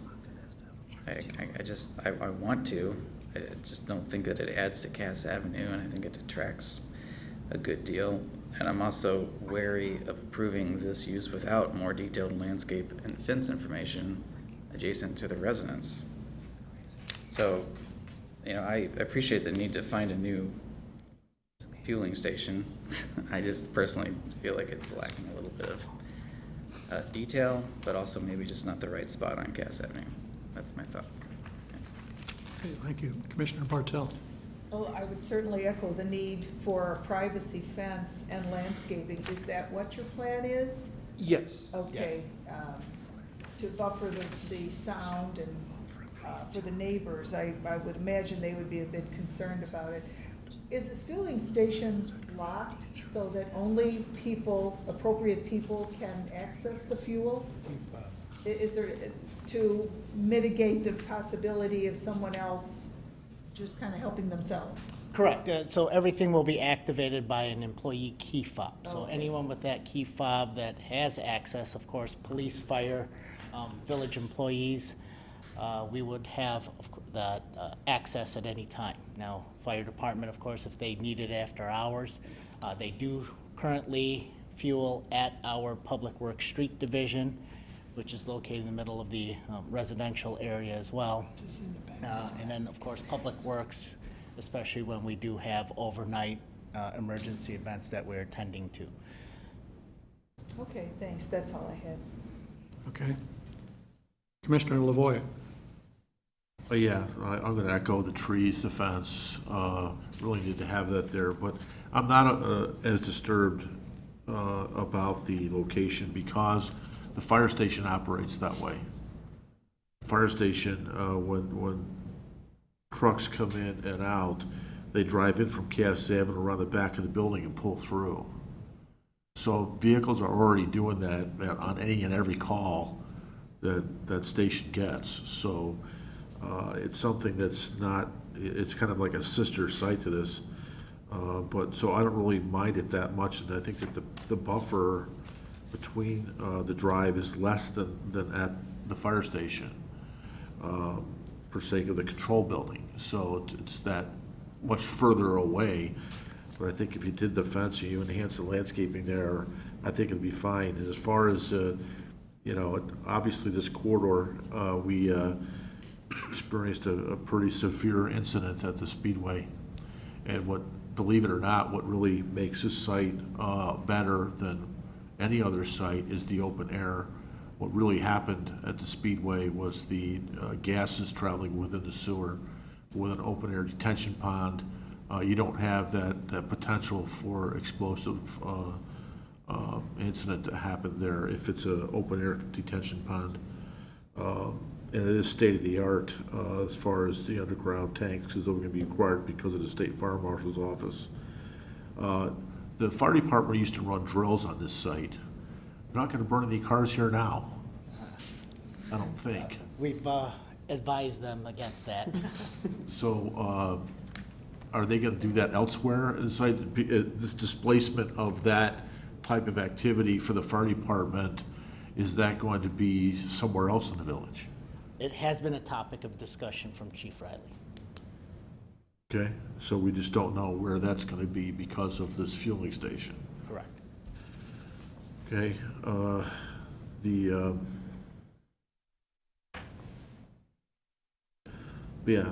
at least this site plan works. So I know that the radiuses work. I'm not quite sure. You might have to slide the fuel pumps actually to the north a little bit, just so you get square with the pump. So the saddlebags on the truck, especially the ladder truck, can make that turn to the north. So the vehicle's actually in line. Yeah, just go ahead to the site plan. The fueling station would actually have to move to the north to make that happen, I think. Sure. When we did have a fence and gate around there, there was some concern over exiting and turn radiuses, navigating the gate, and then turning left to Cass. But Yeah. with the fence removed, I think we do have the luxury to slide things further north. Yeah, if you slide it further north, then you're not coming up to the pump on an angle, and you're not pulling hose too far. Sure. Because you're gonna have to navigate, the larger trucks are gonna have to go through where they're actually accessing the pump on the driver's side of the vehicle. Sure. Yes.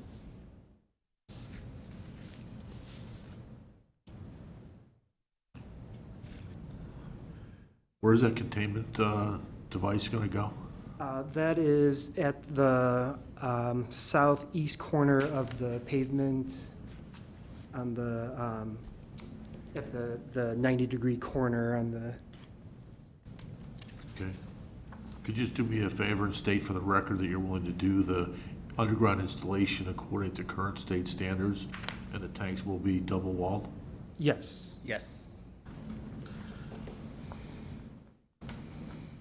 I'm good, I have no other questions. Thank you. And Commissioner Van Buren. Is this only for the village use, or are you working with the Park District too on this? We will be working with the Park District and possibly other entities in the And area. the types of fuel, do you have compressed? Do you have any village vehicles, or the others that have compressed gas? Just diesel and gas. Diesel and gas are the only two? Correct. Okay. Well, my main concern is also for the residents immediately to the east of you, and it looks like you've been aware of that and taking care of that, so I don't have any problem. Okay, thank you. And same here. I think the biggest issue here is the noise.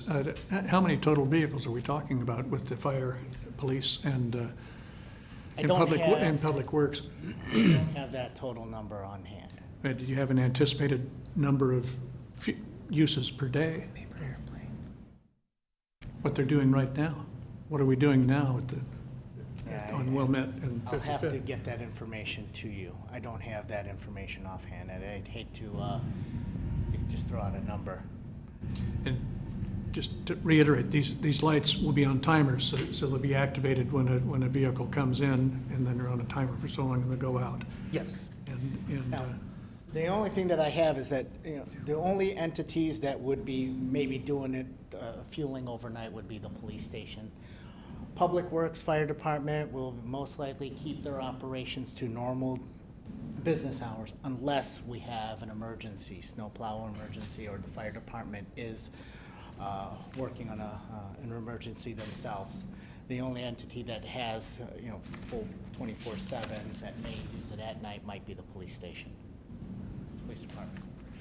Okay, and I agree that looks like a tight left turn to just make the turn and stop if you're in a good-sized truck. So if I were the driver, I'd like a little more space to keep rolling to get parallel. They can do gas and diesel on either the right side or the left side, is that correct? It's Yes. not- Okay.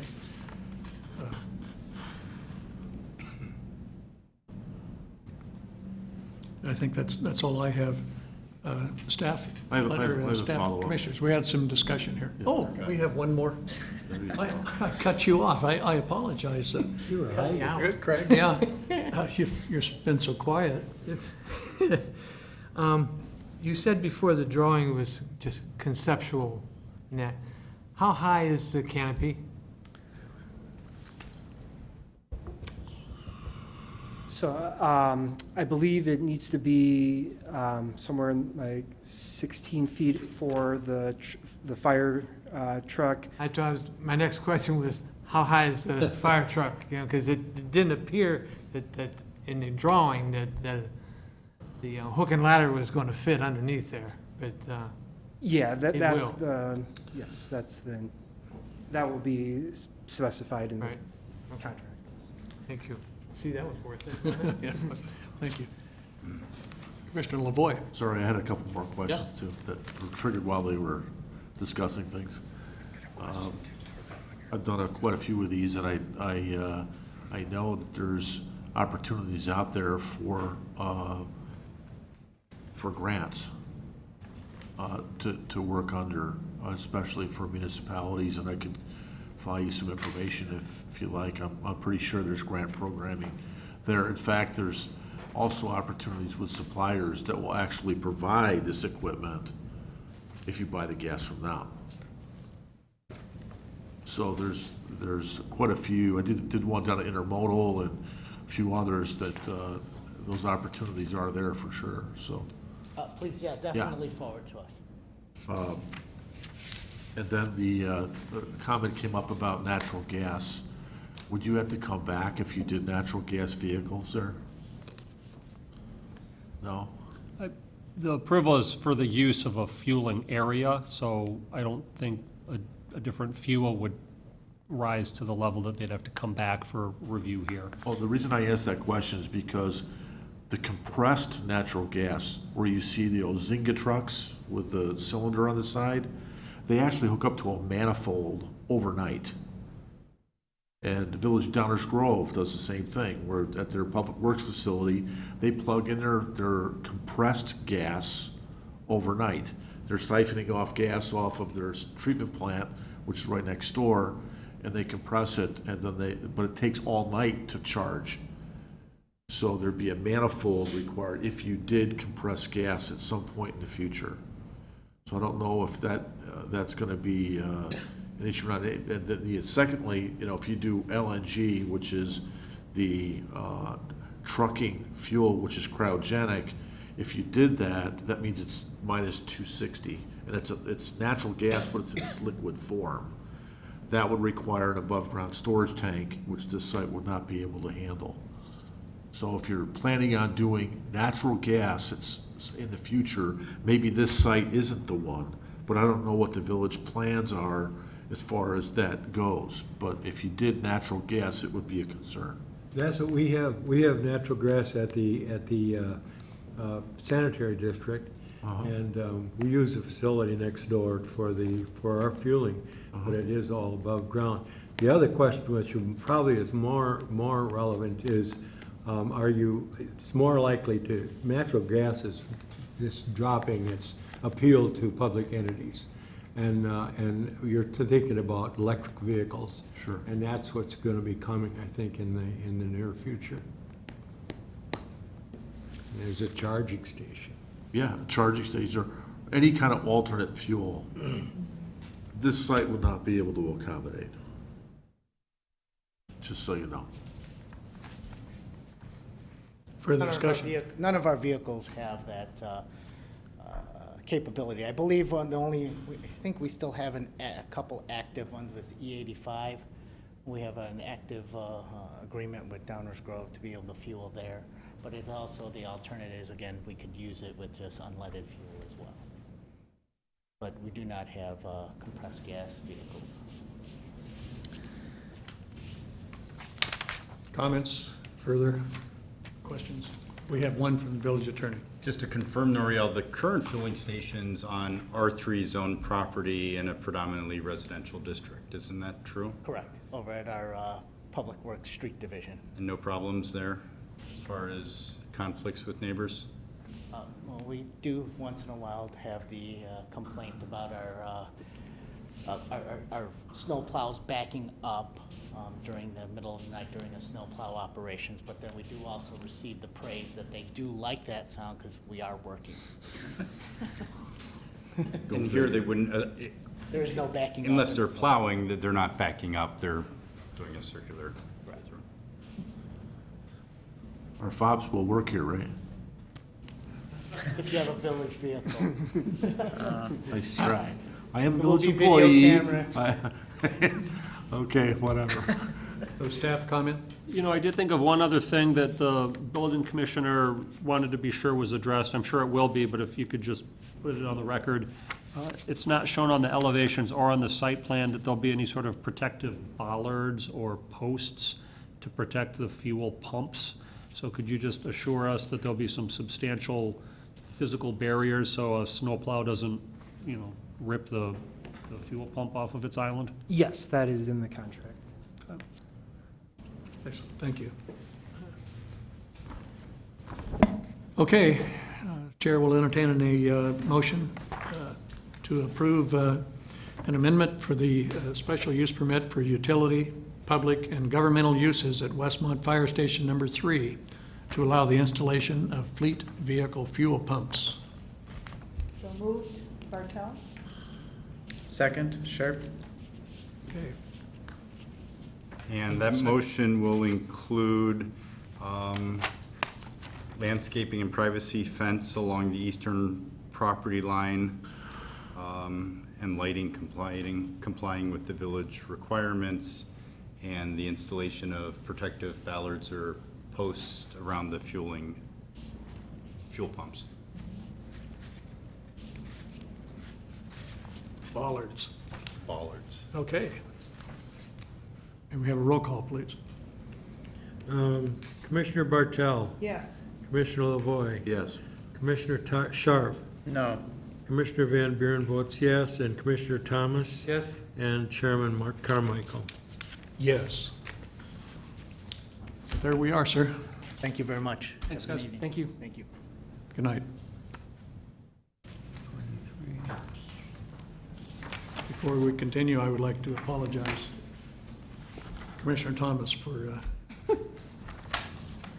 shorting him there. Okay, moving on to old business. We have Planning and Zoning item 19019, a request from Community Development Department regarding the following. Zoning ordinance text amendments to the Village of Westmont Code to create definitions and regulations for microbreweries, microdistilleries, and similar alcohol-related businesses that manufacture and sell products for consumption on the premises and for small-scale distribution. Ms. Johnson. Hi, my name is Nalini Johnson. I'm a planner here with the Village of Westmont. I just wanted to update you on the work that we've done with the micro breweries and micro distilleries. We're looking for a vote today, not a long discussion, basically wanting to bring everything together. And if we need to fine tune anything, obviously we'll go ahead and do that. So I want to skip to the definitions for this continued case. We are adding a seating space for the outdoor areas. I think that this has been one of the issues that have been dealing, in the community. So just wanted to kind of highlight in yellow the portion of this definition, the seating space outdoor definition, that would relate to these uses. So in the case of open floor area used for temporary or permanent seating purposes, a minimum area of 9 square feet per seat or 3 feet wide would be the definition of a seating area, to give it a little bit of a parameter and an ability to be able to find out what exactly we're talking about when we go out and look at these spaces. These spaces would not include space intended to meet parking or landscaping requirements, parkways, and established paths of travel, such as sidewalks, aisles, and walkways, which shall require at least 36 inches in width and which shall take precedence.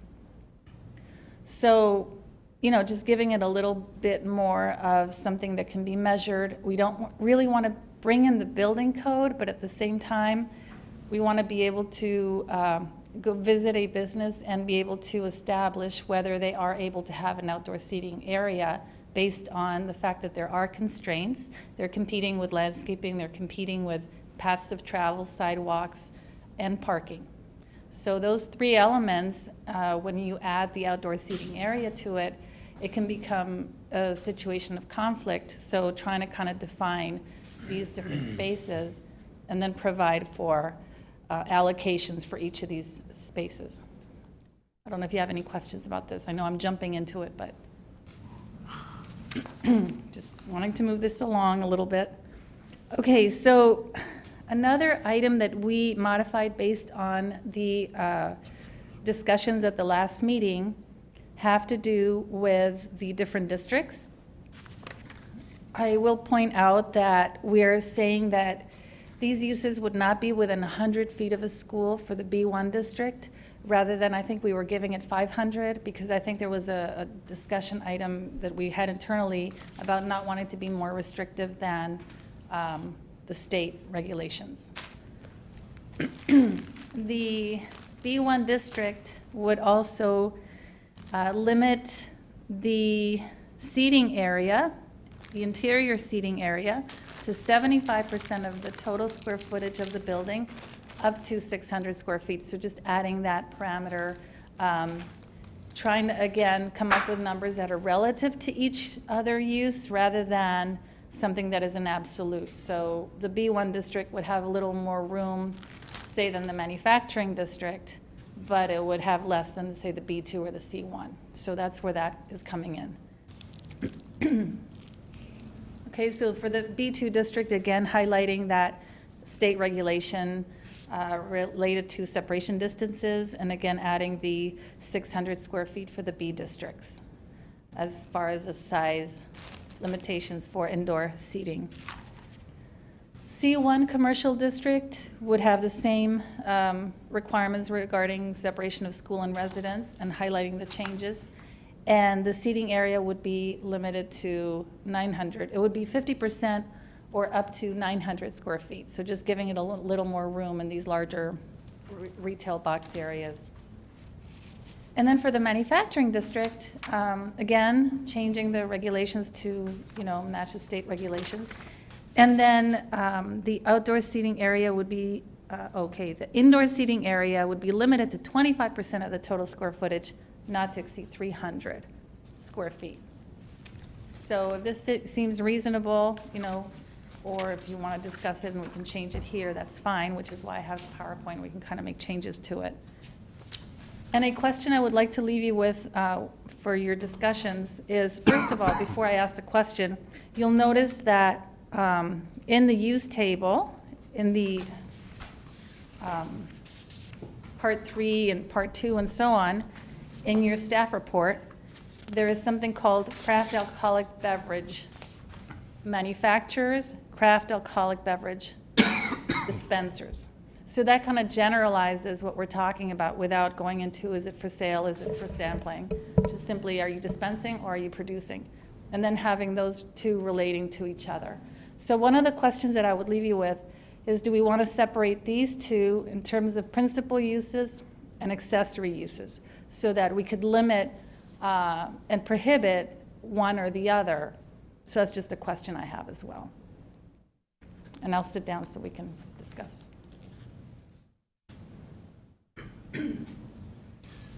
Okay, thank you.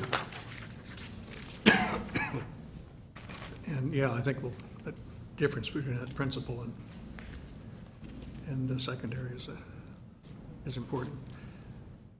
We'll go right to the commissioners, and we'll start with Commissioner Bartel.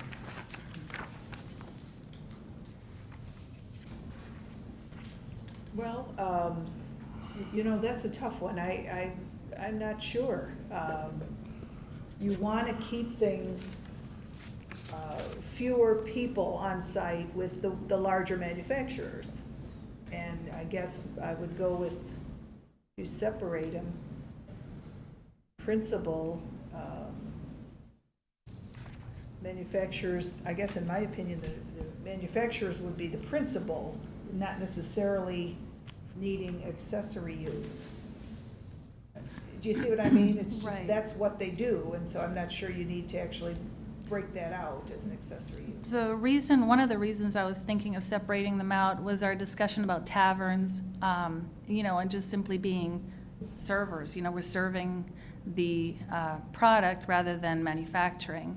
So, I thought, well, maybe you want to kind of separate it into like the brew pub and the microbrewery, but without using that terminology, which is limiting.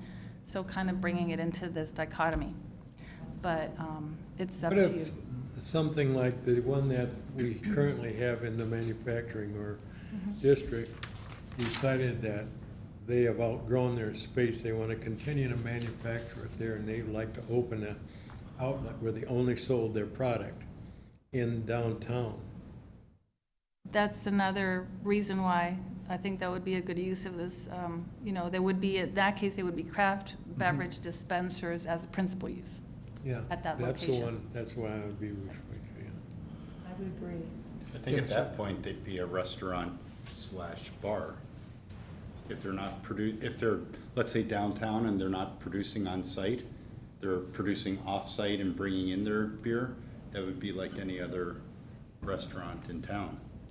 Except that it's their solely their craft, that's That's up to them if they choose to do that, Yeah, right? yeah.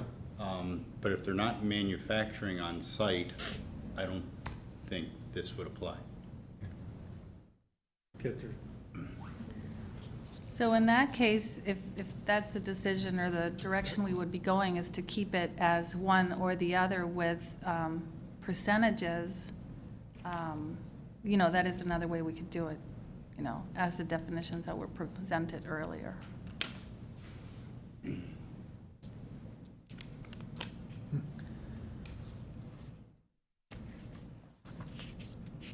Well, it makes it clearer.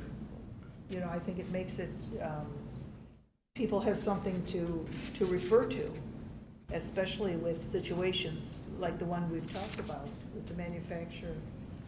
So, I guess that would be my thoughts.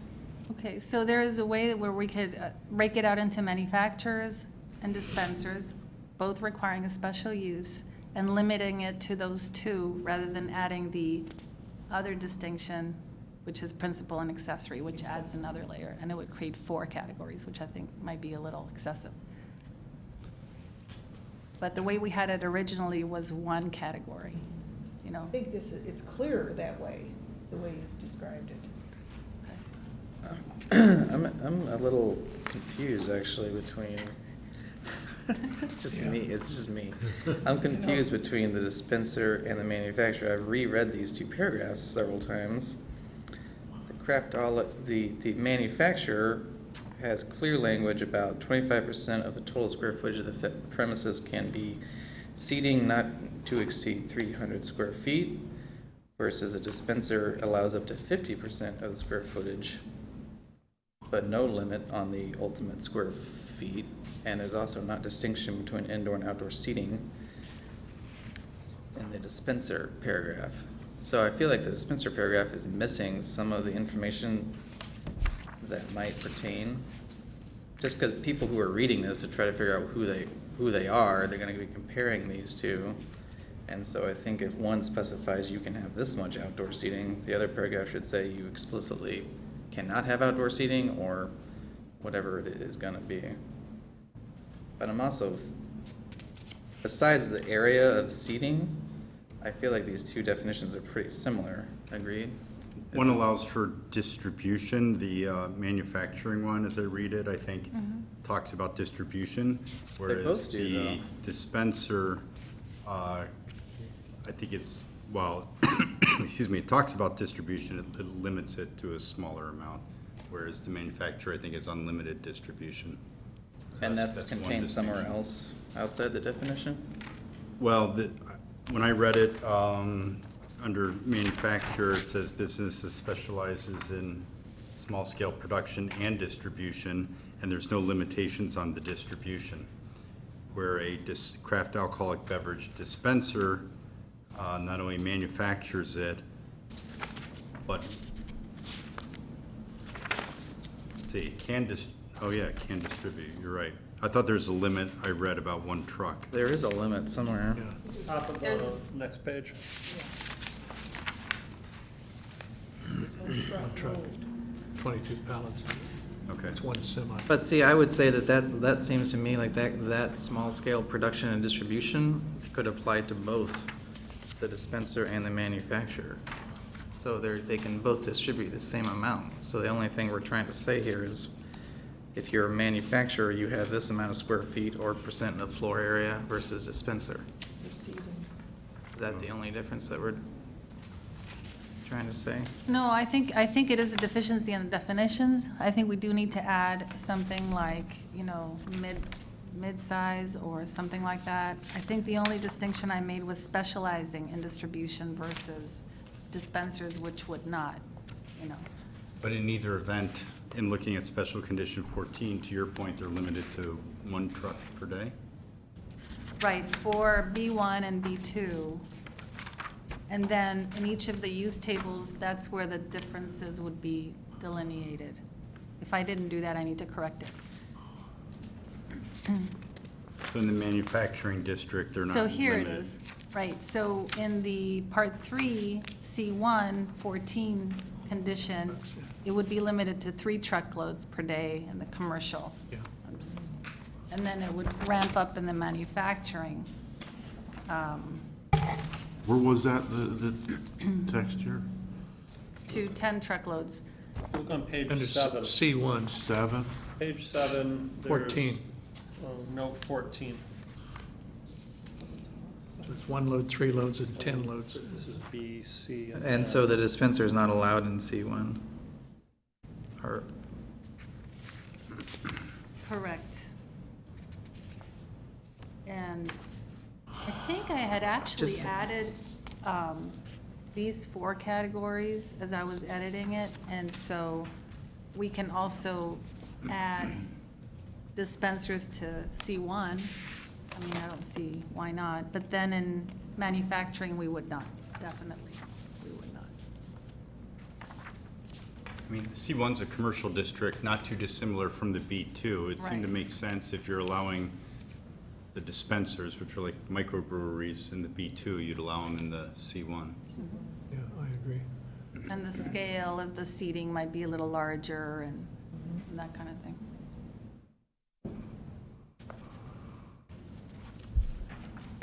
So I would change, based on the fact that each of these districts would propose to have different levels in terms of distribution, then the definition would have to change a little bit so that it's reflecting that range between 1 and 10 yeah. trucks.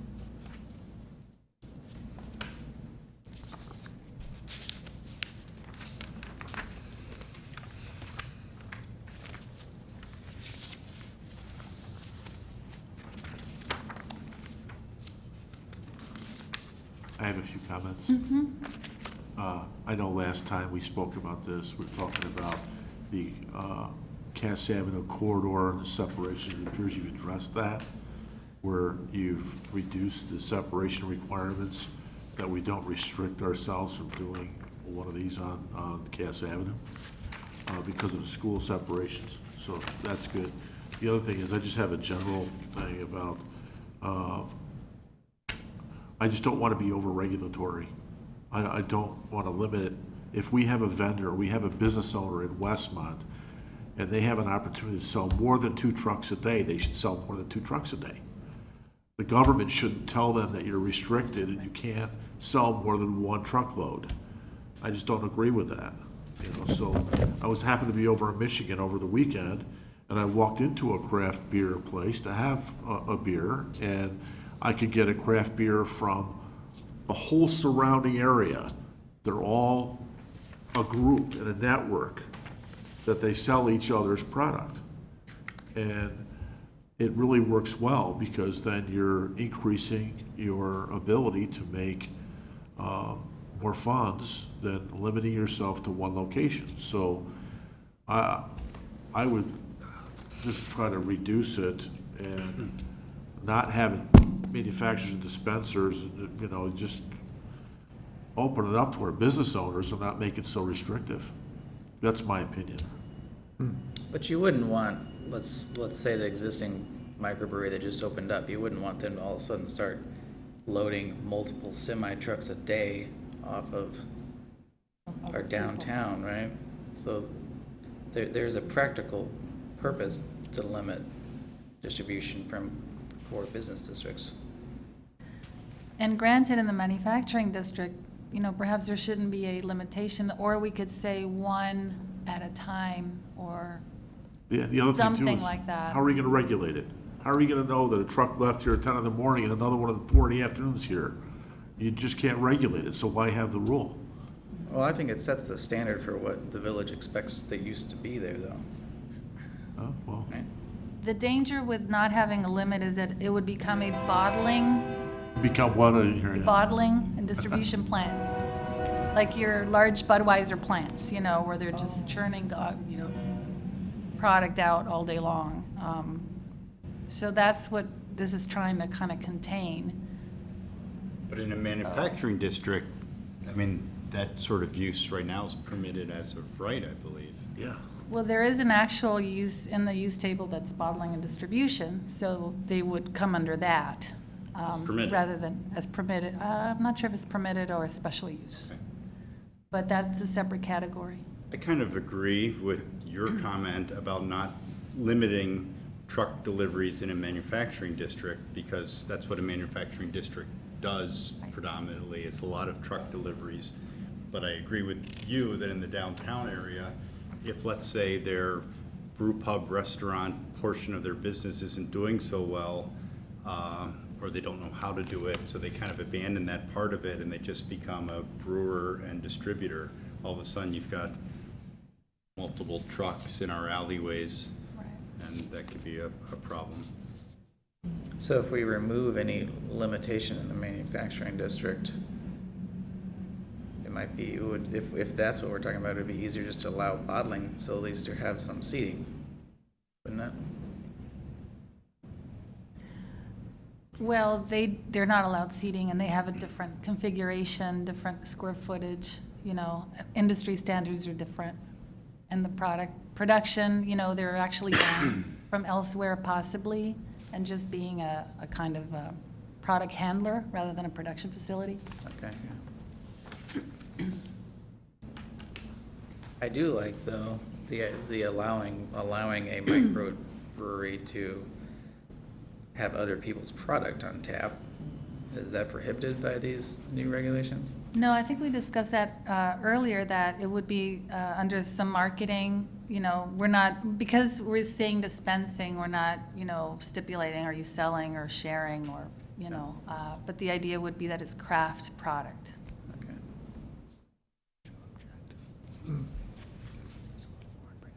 That's really where I came in as far as if I have 5 or 6 craft breweries around this area, I'd certainly want to bring them to Westmont to have that product. I really want the economic development and the money here, opposed to restricting them of not having it.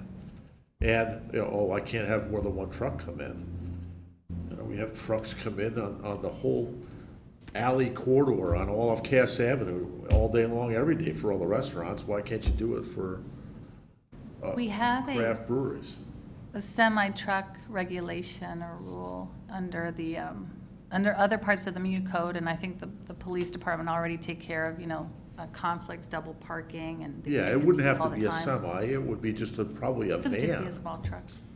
bring a couple of kegs in, and what harm is that, it's, Right.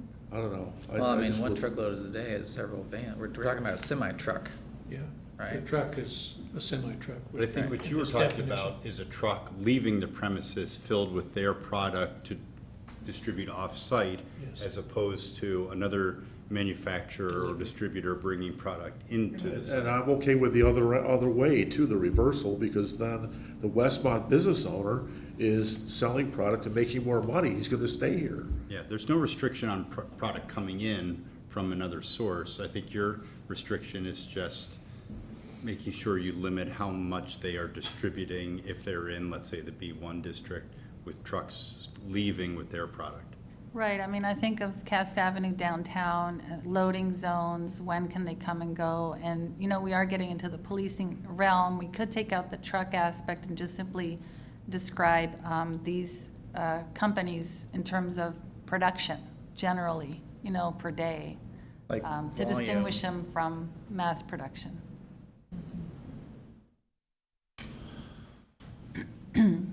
To complicate it a little more. Another subject, but I think we discussed this, food, food sales are permitted in Yes. for the manufacturers, the craft beer manufacturers. That means they could be in a manufacturing district with a restaurant component. I believe so. We did talk about it last time, and I think it was written in here. Okay. And I understand why that makes sense, and I think some other communities are doing that as well. Is that correct? In their manufacturing districts? I don't know if there was talk with the local liquor commissioner or deputy liquor commissioner. Are they okay with that and support that? I believe so. I believe so. Okay, good. And I think for taverns, it's 50% of sales. We don't want to, limit food consumption when alcohol is served. And the challenge comes with parking then, making sure if a new use is opening up that they, especially in the M district, they have enough parking. In the downtown area, there's no off-street parking requirement? Is that what I read? Right, exactly. There is no off-street parking requirement. There are a lot of, downtown really doesn't lend itself well to asking people to provide for parking requirements. They're always going to be asking for waivers. It's a different culture.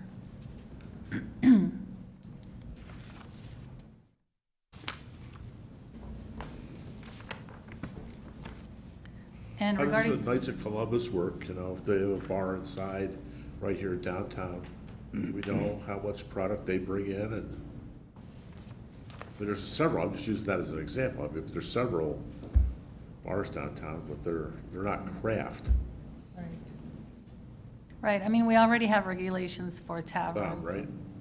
But we don't regulate them as far as how many trucks they can receive. This ordinance doesn't regulate how many trucks they can receive Outgoing. for product coming in. It's just outgoing to, that's one way, I guess, you wanted to Yes. limit them from being a pure manufacturing facility in other than a manufacturing district. Another way is regulating them by quantity that they're brewing on site.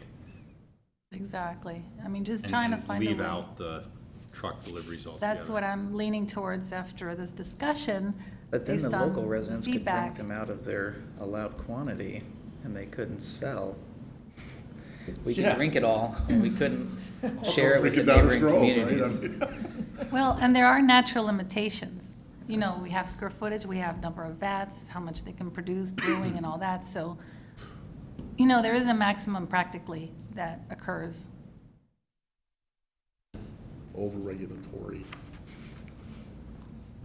In other towns' definitions, did you see a trend in how they defined, whether they called them brew pubs or microbreweries or however they defined them? Did they have a limitation by amount brewed, or is that part of a state license requirement that we can maybe tie into? I was doing research based on the craft brewery or microbrewery industry standards, so not so much serving or, different things, but there are different ways to measure, and it's a question of what we feel comfortable doing.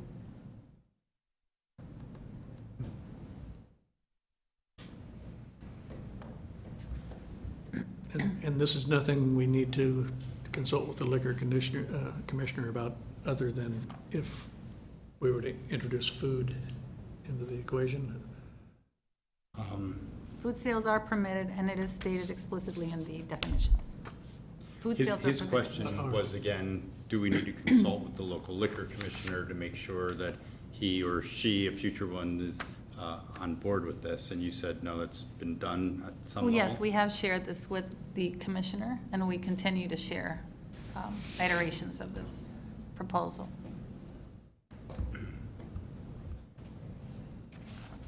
Well, after this discussion, where do you stand on changes or not changes? Or I would remove the reference to trucks, and I still would like to find a way to distinguish between small scale and large scale. How do we distinguish between a large, facility that's producing? By volume brewed?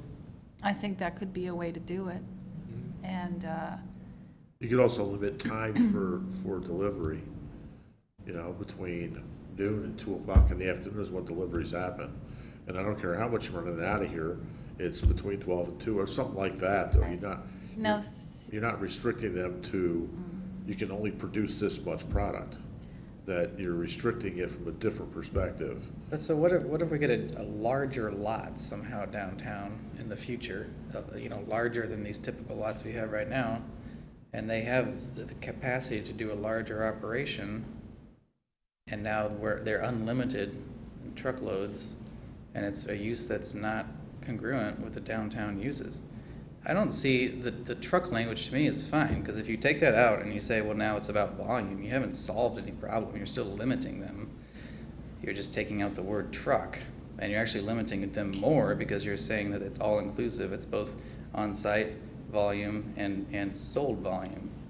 So it's more restrictive than just saying, sell as much on-site as you want, but here's your limit on, you're only limiting half of their sales, presumably. Versus taking out trucks, and now you're limiting their sales on both ends. one difficulty I found with this was, I found that the trucks were easier to figure out. You can visualize a truck coming and going, how many, what's the weight of it, and you can see what's happening. The industry standard ranges from 15 barrels a day for a microbrewery all the way up to 60 million. There is no definition for microbrewery. So it's left to the communities to determine what that comfort level is. That's true. Most craft brewers are now owned by Anheuser-Busch or whatever, and have ramped up their production. Would it be better just to limit the time, like you said before, of when you can? But that's on the delivery side, and we're talking about exporting. Yeah. Can you do the same thing, hour-wise?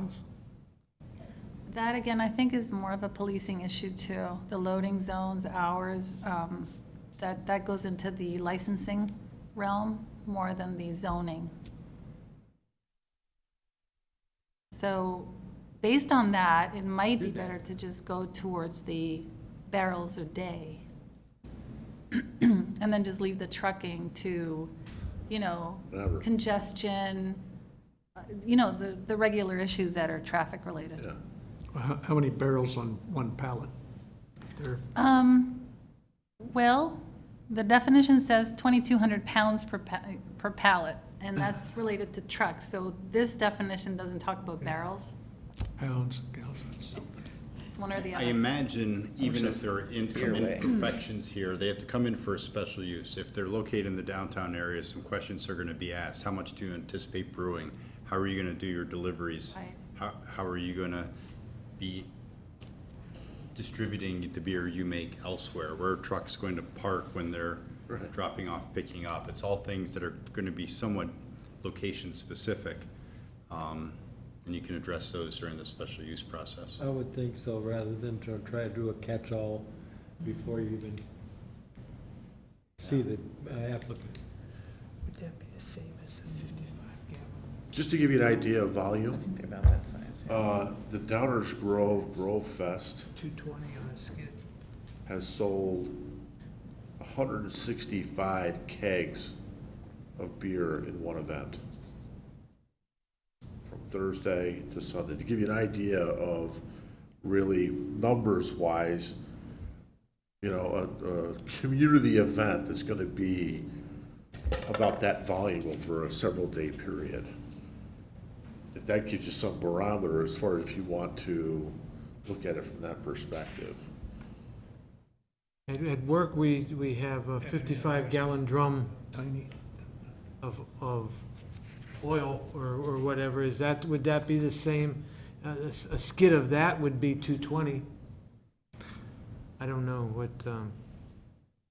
alcohol is, what their measurement of a container is. I don't know.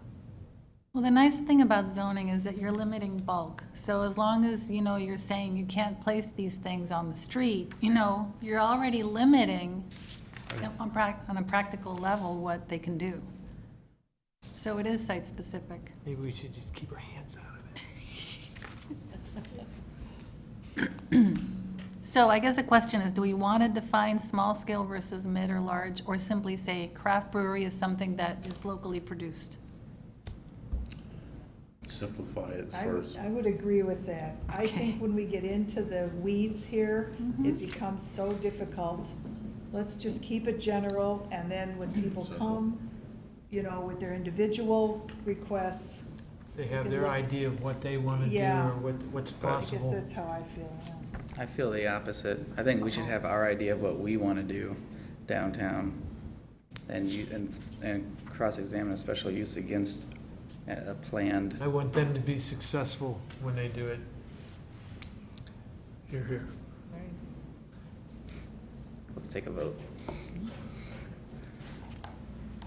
have a question, just based on that last interchange, and not to draw this out, but do we want to break this into two different discussions? And should we, what's driving this is a specific business in our M district. And should we just try to come up with rules for the M district? Because we have a challenge at hand that needs our attention. And then once we've written those rules and dealt with that existing business, then we can turn our attention to what rules do we want in the downtown. Just have a separate discussion at a later date and try to separate the two.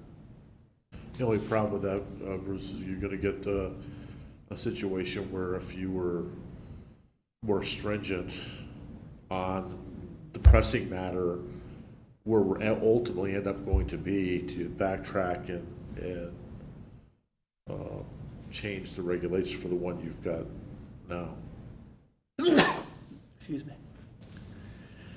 I wouldn't want to be over-regulatory to the pressing matter you have and come back and then everything gets relieved, and now you've got an entity that, you know, has regulations that are over everybody else. So if you did that, I'd like to, you know, that if you address those matters separately, you know, to give it the opportunity where if it changes in the future, it changes for them too.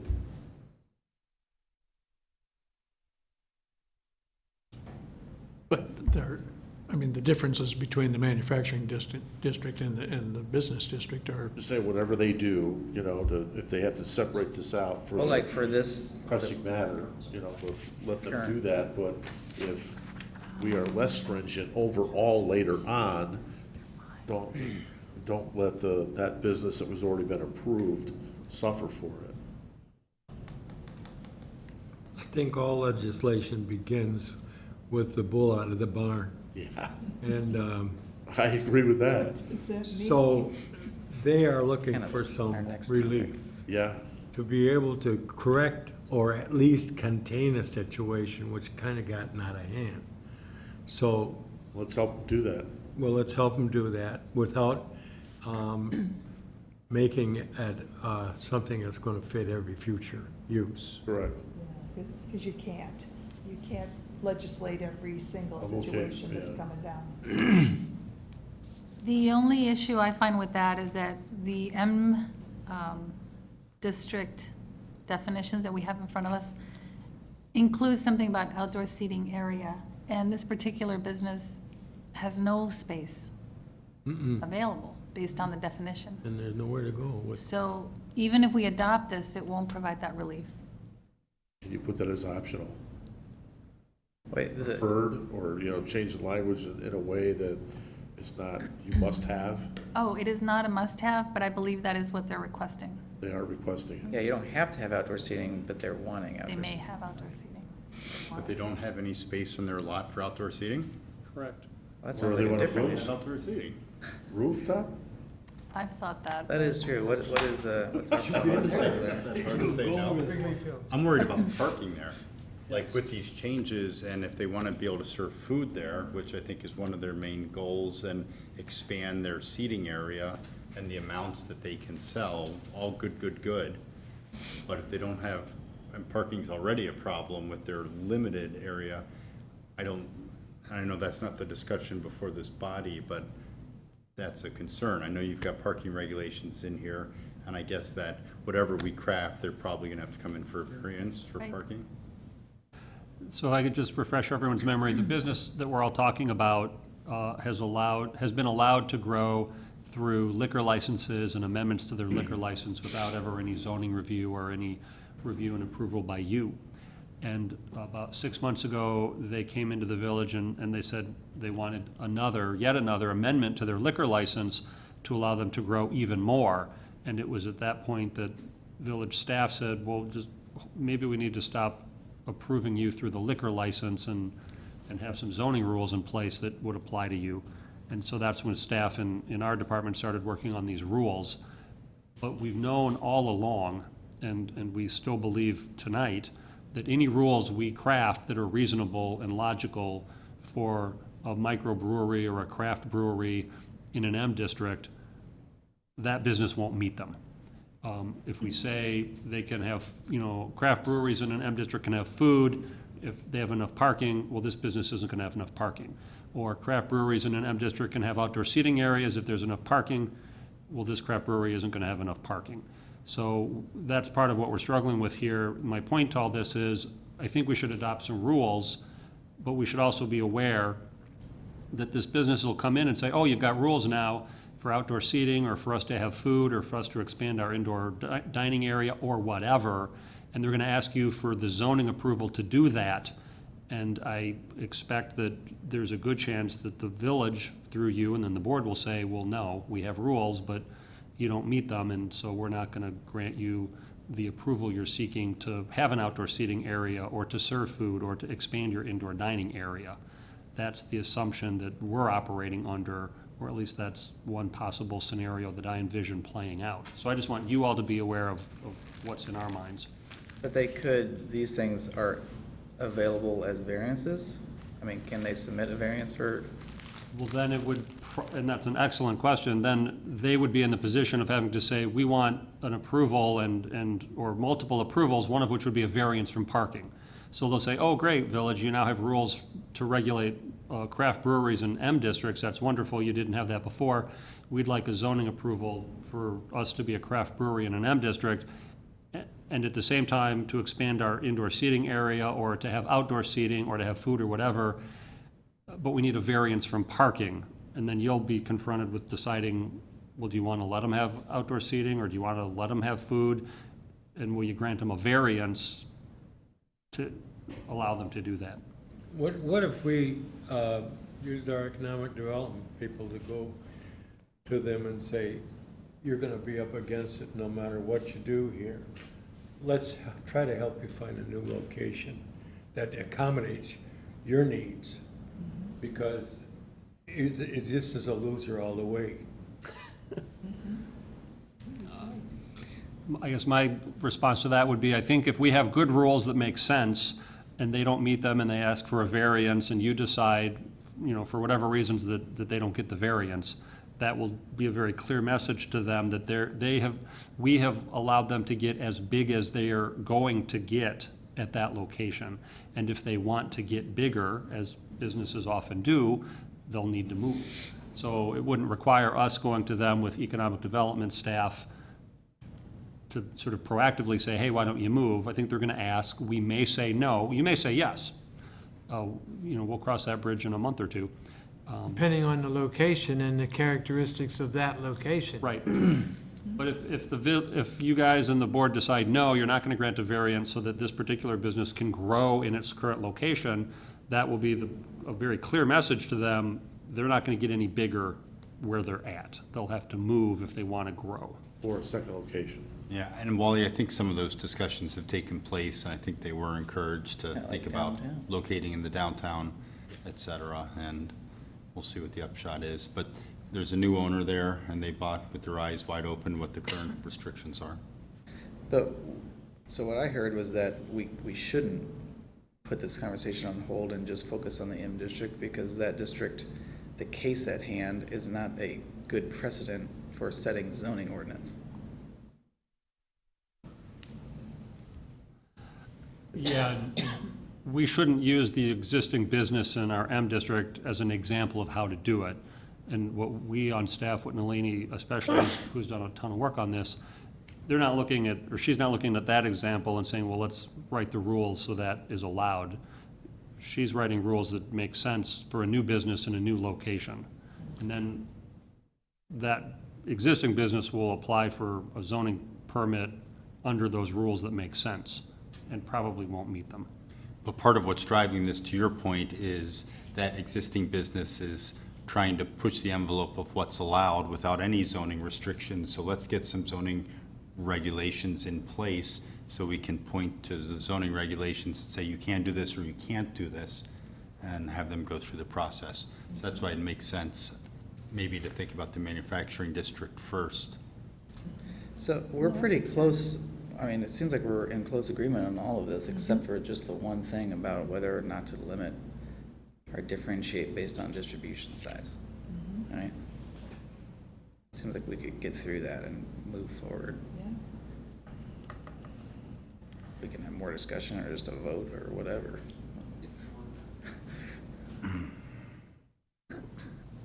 The point about distributions, quantity and sizes downtown, I can tell you from all the conversations we've had so far with microbreweries, brew pubs, they've all been looking at very small operations, not really being manufacturing centers like we're seeing here in the M District, pretty much producing enough product to serve the clientele that would be coming in to enjoy it there. But that's today, somewhere down the road. And the other part of it is the existing building stock that we have downtown doesn't lend itself to very many locations where we can have tall brewing equipment, the drainage systems that are required in order to operate these systems, and the delivery capabilities. So there's only really a few locations downtown currently. Somewhere down the road, that probably will change somewhat, but where we're at right now, it's really pretty somewhat self-limiting, so. But B2, we're talking about the same distribution limits in B2, right? Yes. Distribution-wise, yes. I think we said 3 trucks, or I Yeah, wrote so- 3 trucks. When you think about other brew pubs in the area, Twin Peaks, or I know there's one that just opened in the town where I live, and they're all over the place, but I don't know that distribution is really a problem for those places. I don't even know if they really distribute much, if at all. I think they primarily, as to Larry's point, brew for on-site consumption primarily, if not exclusively. And I do like the word self-limiting. I think that is really what we're trying to get at here, is that there are constraints on the properties, time-wise, production. So do we really need to set those levels? I don't know. Maybe we shouldn't.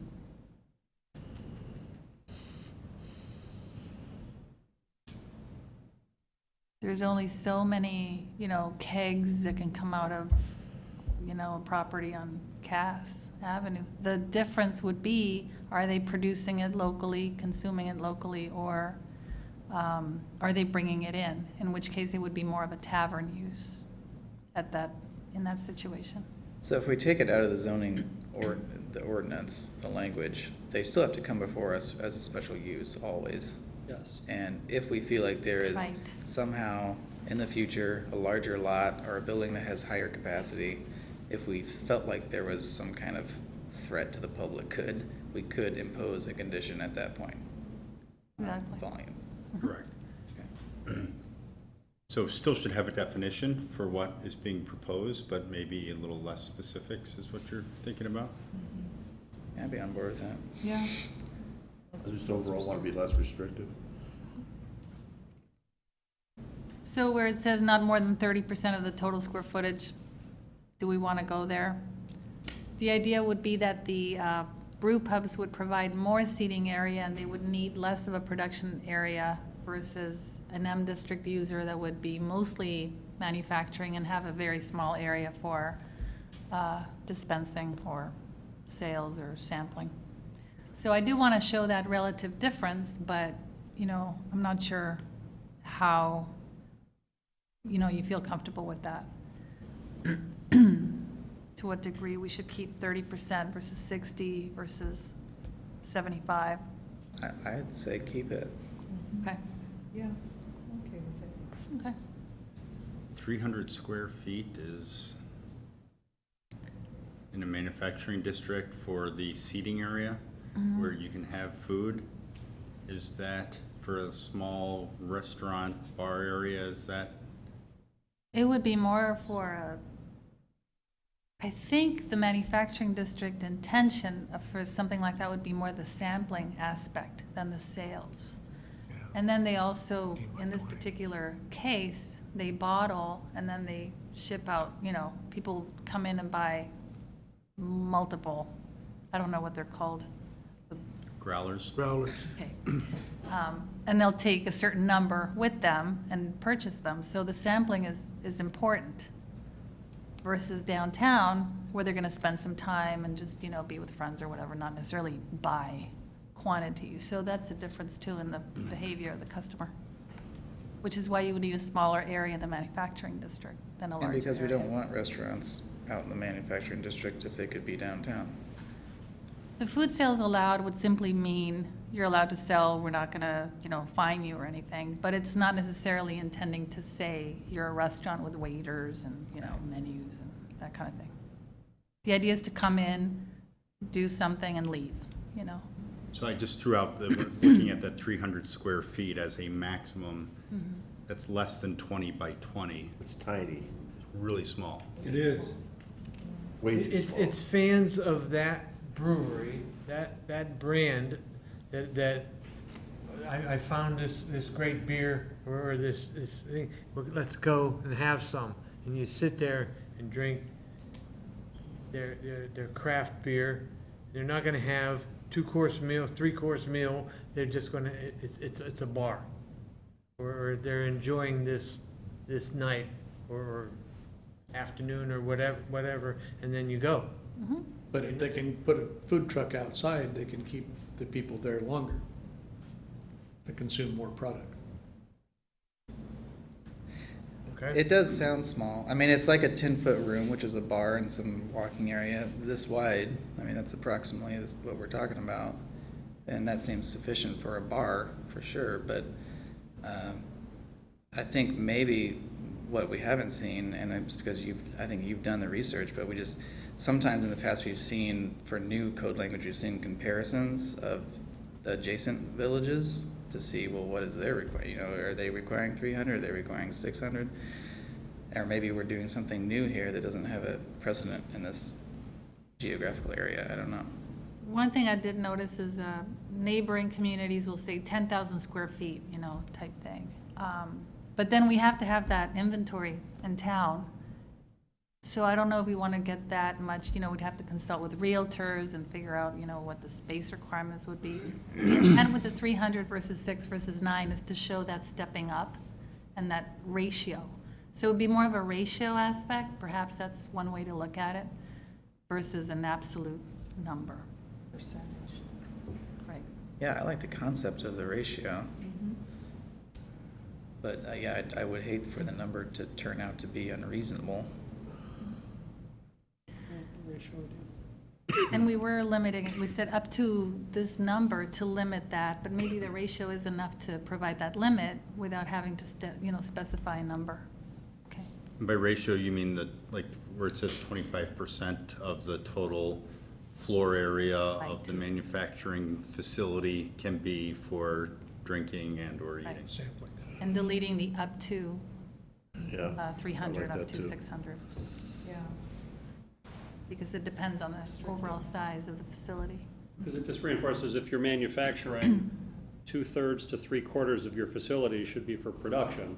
But we're basically saying, we'll let you carve out a portion, and it might be 20% or 30% or whatever for sales on site. But if you're the opposite, if you're not primarily a production facility, you're a brew pub in our downtown, well, then you can have 75% of your space be seating and eating and consuming on site, and you can maybe have a small area for 25% of your area for production on site. It just seems very logical and easy to understand. And just maybe make the definition those two in the M district, 1%, and the flip of that Right. in the downtown. My exposure has been almost, well, all of the brew pubs that I know of are in manufacturing, warehousing type districts. And I think that the one that we have here is kind of a rarity, isn't it? Well, I find that probably the underlying issue is that that space is not conducive to manufacturing. I think that's one of the underlying issues, because if it was a larger, parking area and kind of bigger box and kind of, more spacious, then the M zoning would make sense, and maybe that's the issue. Right. Not so much that it, I think that's really the issue.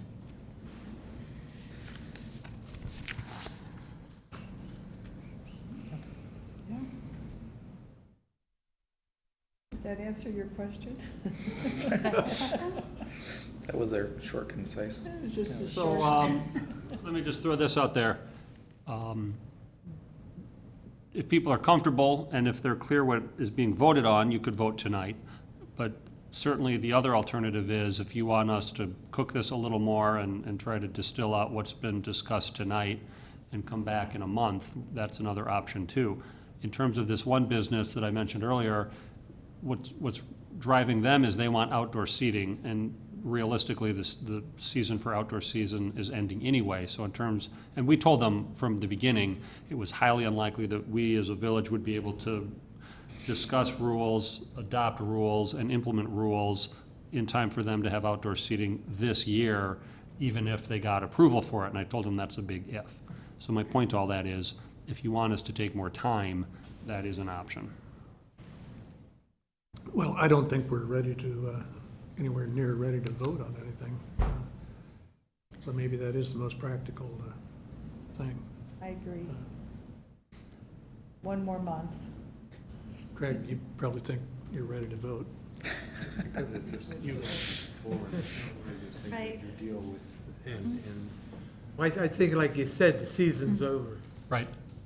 And you come back with us, for us to have a yay or nay, something to vote on, be practical. Okay. I'm hearing general agreement on that Yeah. plan? All right.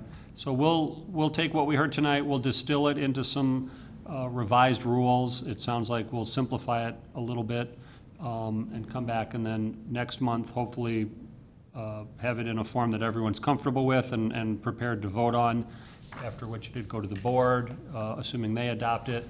Then we can contact this business and say, all right, we have rules now, you're free to apply for a permit if you want to change anything about your current operation, and the village will consider your request using the new rules we just adopted.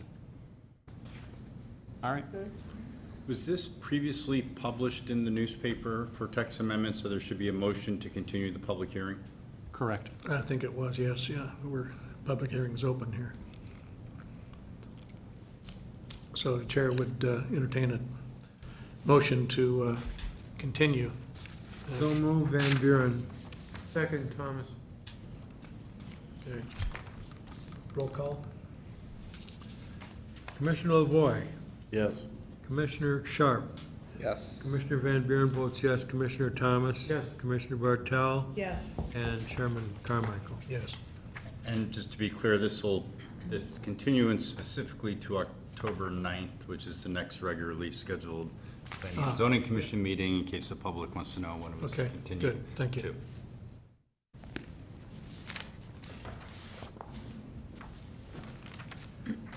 Okay, before we proceed to the final item tonight, does anyone want to take a break, or do you want to press straight on into it?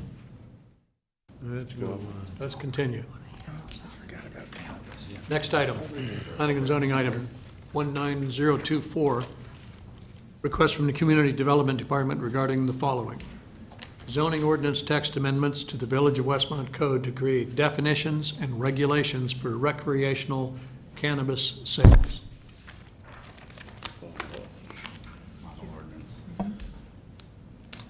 Bruce, you have the floor. Thank you. I am going to hand out two maps on opposite sides. Take one and pass it down.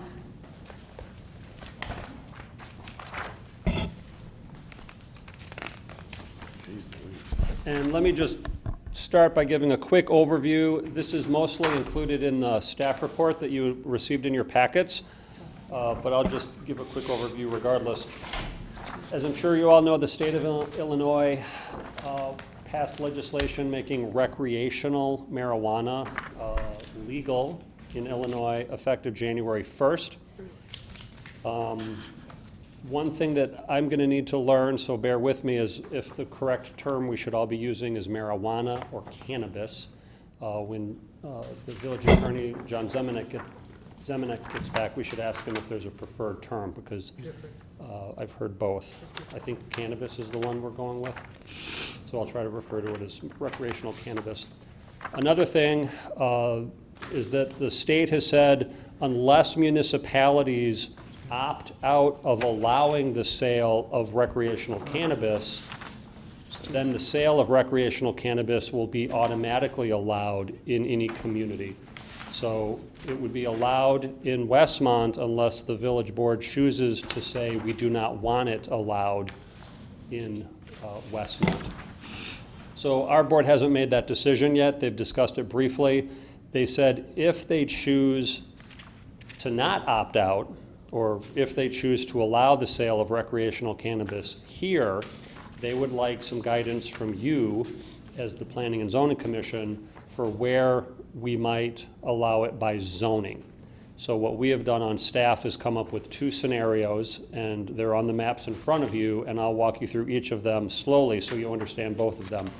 So again, what I'm about to show you is if the village board says they want to allow recreational cannabis in Westmont, these are two possibilities for the zoning rules we could create regulating where it would be allowed. So does everyone follow me so far? All right.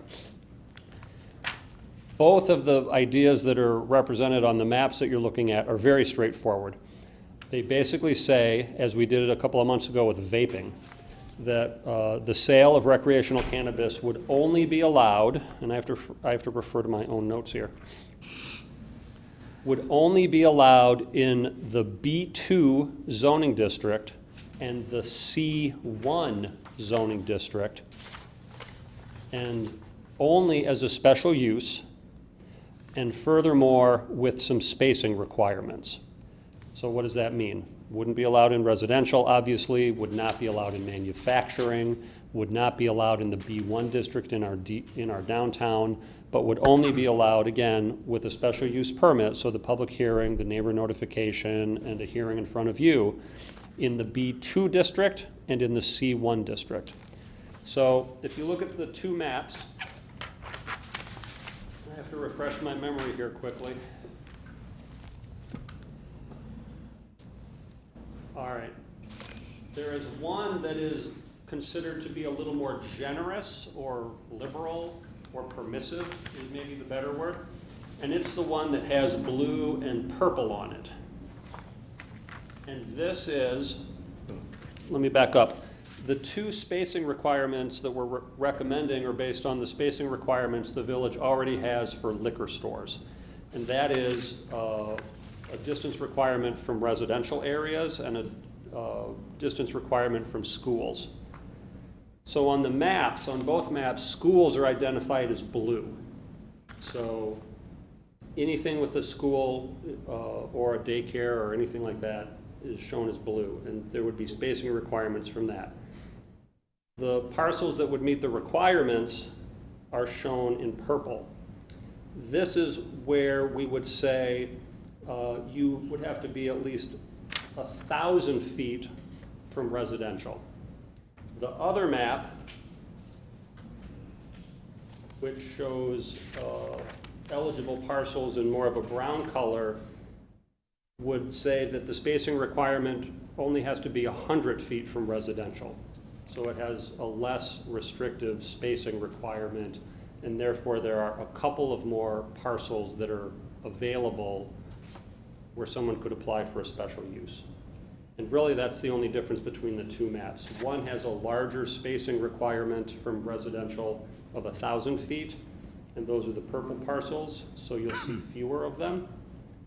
And one has a less restrictive spacing requirement from residential properties of only 100 feet, so there are a couple of more available properties. Which one is inconsistent with the liquor requirement? I think the liquor requirement is 100 feet. Oh, okay, so neither of these would fit with that. Well, no, I think and if someone knows better than me, I'm looking at either Larry or the village attorney. I think for liquor stores, the requirement is 1,000 feet from schools. And I thought there was a 100-foot restriction from residential. Yeah.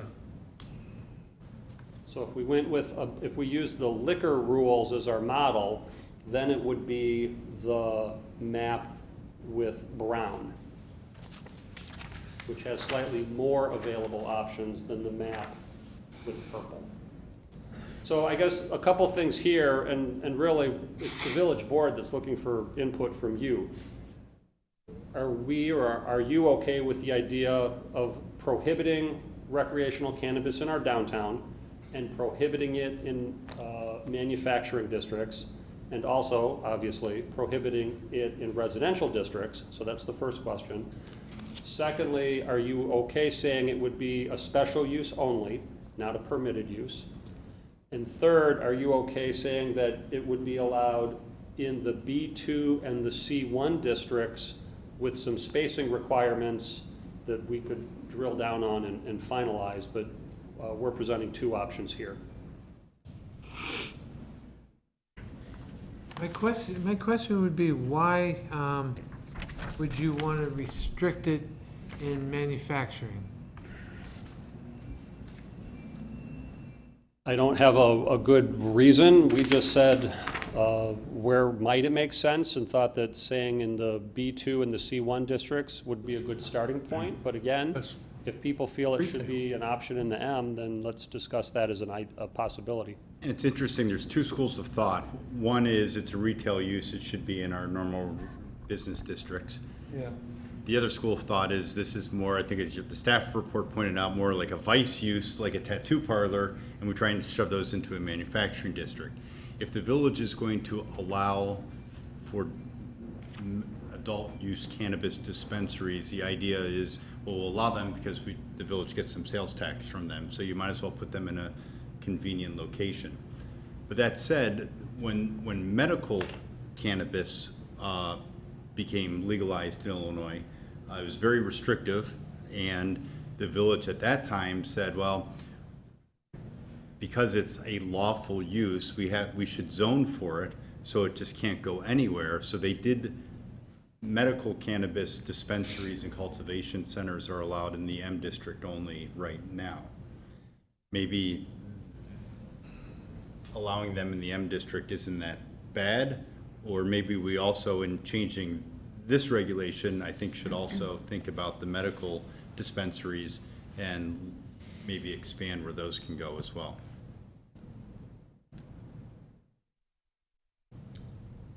I think Would they- I think it makes sense with aligning it with alcohol. That's how I, Well, are the current ones combining the medical and the recreational use, where they, the law has been for allowed, where they were allowed to? In other words, Colorado, wherever they have recreational use, do they combine the sale at both? Are they selling both medical and, In the I same don't know. place. well, we have several states that have it as a, and where we could look to get some Yeah. experience on that, because there may be good reasons for the restricting it. Oh, the location? Mm-hmm. I don't think so. They sell the same product. The pricing might be different if it's medical versus adult use recreational. I think the tax is different. The tax may be different also, but as far as what the stores look like, the security, what they sell, they're all the same as I understand it. So it seemed to make sense if you're gonna allow the recreational stores in a commercial district to allow the medical ones also. Bruce, out of the purple shaded areas, so I mean, I don't know Westmont by, every business lined up, I know pretty well. But those are all active car dealerships or other businesses now. Centers. Right, and I might ask the attorney, Zemanek, to chime in here. I think legally, we're probably obligated to create zoning rules that would allow them somewhere. We couldn't create rules that are so restrictive that no parcel anywhere in the village would qualify. However, that doesn't mean that the eligible parcels don't already have businesses on them. So yes, most or maybe all of these parcels that could be eligible for a recreational cannabis business, they may already have businesses on them, but that's okay. We don't have to create rules that would identify vacant stores or vacant lots. That's correct.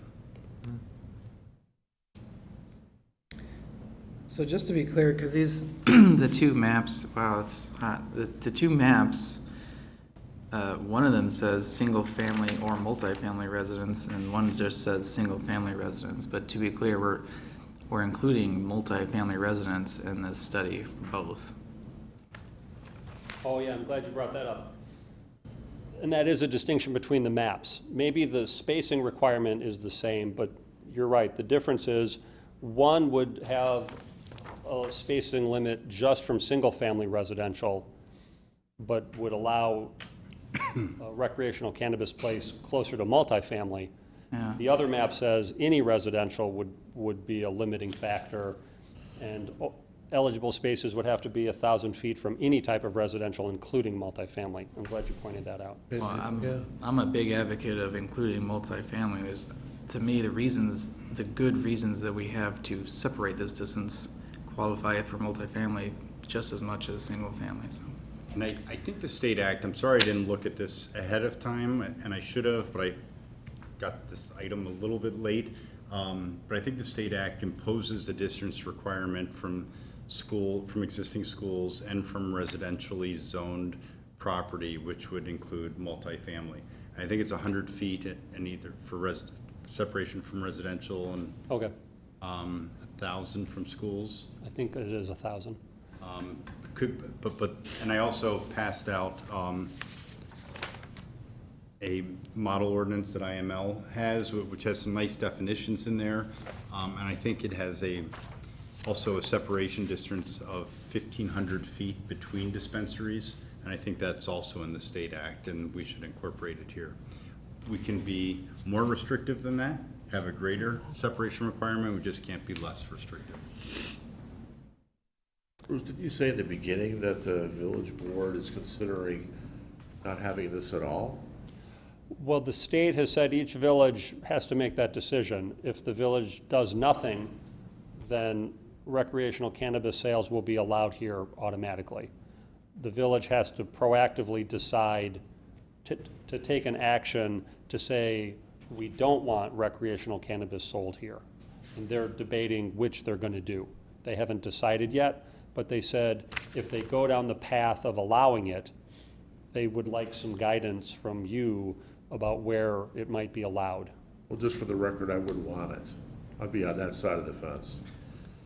And that's helpful, and ultimately, I mean, if you want to talk to any of the elected officials, but that's a decision they're going to have to make of whether to Understood. allow it or not. All right, my other question is in relation to your map, we have areas that are shaded that are contiguous to Clarendon Hills.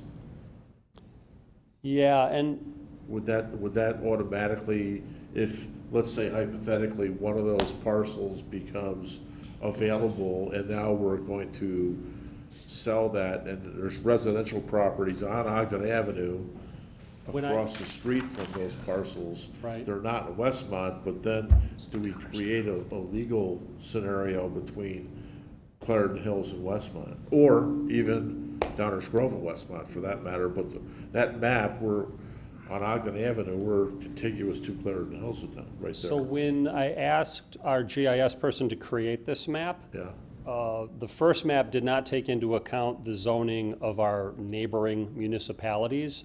When I ran this by the village manager and the mayor in a meeting we have once a week, their comment was, we need to make sure that we take our neighboring municipalities' zoning into account. And unless I printed the wrong maps, and I don't think I did, these are the updated maps that include buffers from residential zoning in Clarendon Hills, Downers Grove, Darien, and even in the unincorporated area.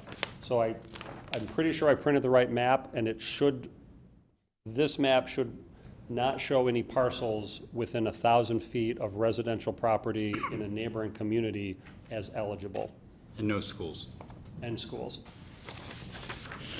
An earlier map that I was going to bring until the mayor and manager asked for that modification showed even more parcels. But then when we said, no, we need to take into account zoning in our neighbors, a couple of the parcels dropped off. And we'll verify that, but I think this map, like for example with Clarendon Hills, that's across from a golf course. So I think, maybe not, that's pretty far east. We'll Yeah, double check. No, I don't think it's quite there yet, Yeah. because the entrance to Oakwood is, And south of Ogden, you're talking over there by 83? yeah. On the south side of Ogden, those might be commercially zoned properties. But if they're residential, then I think anything there's that would show. apartments in there. What's that? There's apartments in there. Right. Yep. Well, this is for illustrative purposes Right. only. It's not saying you're absolutely allowed here. If there's a distance, there will be a distance requirement and they'll have to abide by it.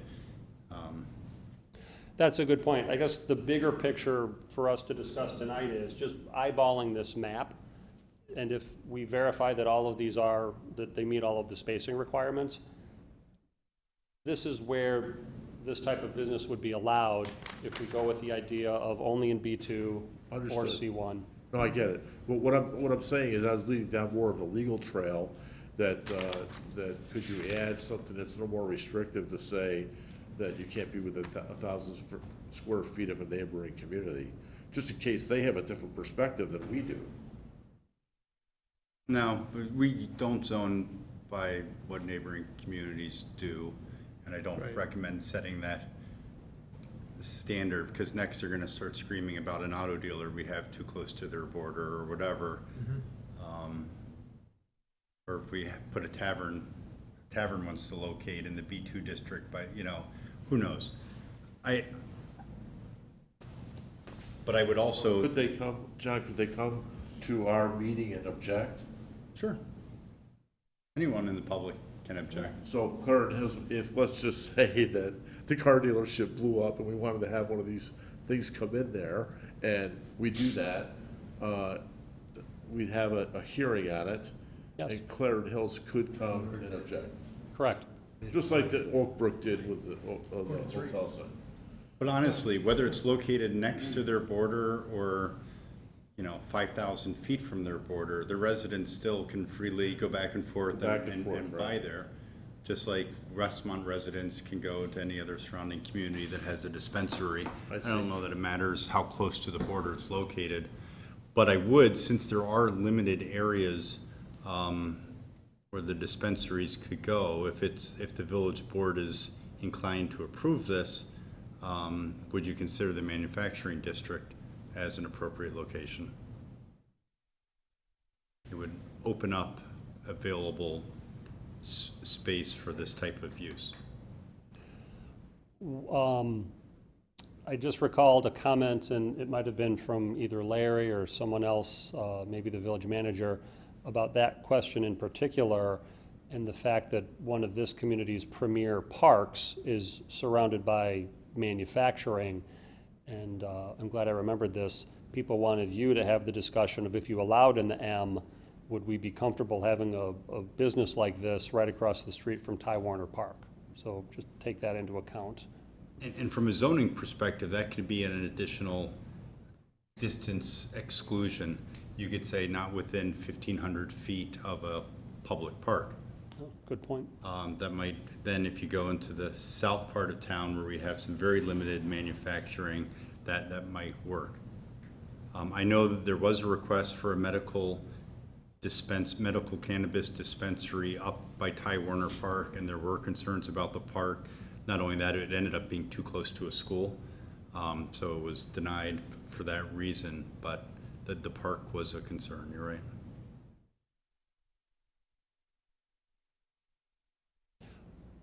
But if you guys could provide some direction on that question of M district, I think that would be helpful. I think it should be included. I do too, with the exceptions that John indicated, that put in a distance on it. From parks? Yeah, from parks, and that would solve the problem with Ty Warner or any other park for that. So there's 4 distance separations potentially now. There's schools, residences, parks, and each other. Correct.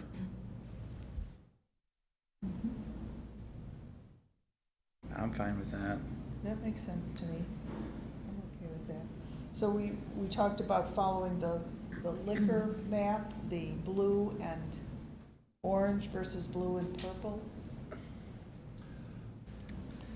to align ourselves with the liquor places. Yeah, and the one map that you should probably focus on has the orange on it. Right. Because the For orange orange, map would yeah. have a spacing requirement from all I agree residential, with that one. not just single family.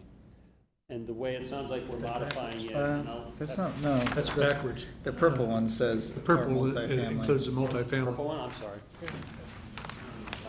Because it's got less than the orange. All right, so it's the purple one, thank you. Yeah. And then it sounds like we'll add the M district as a possible location with a special use permit with the same spacing requirements.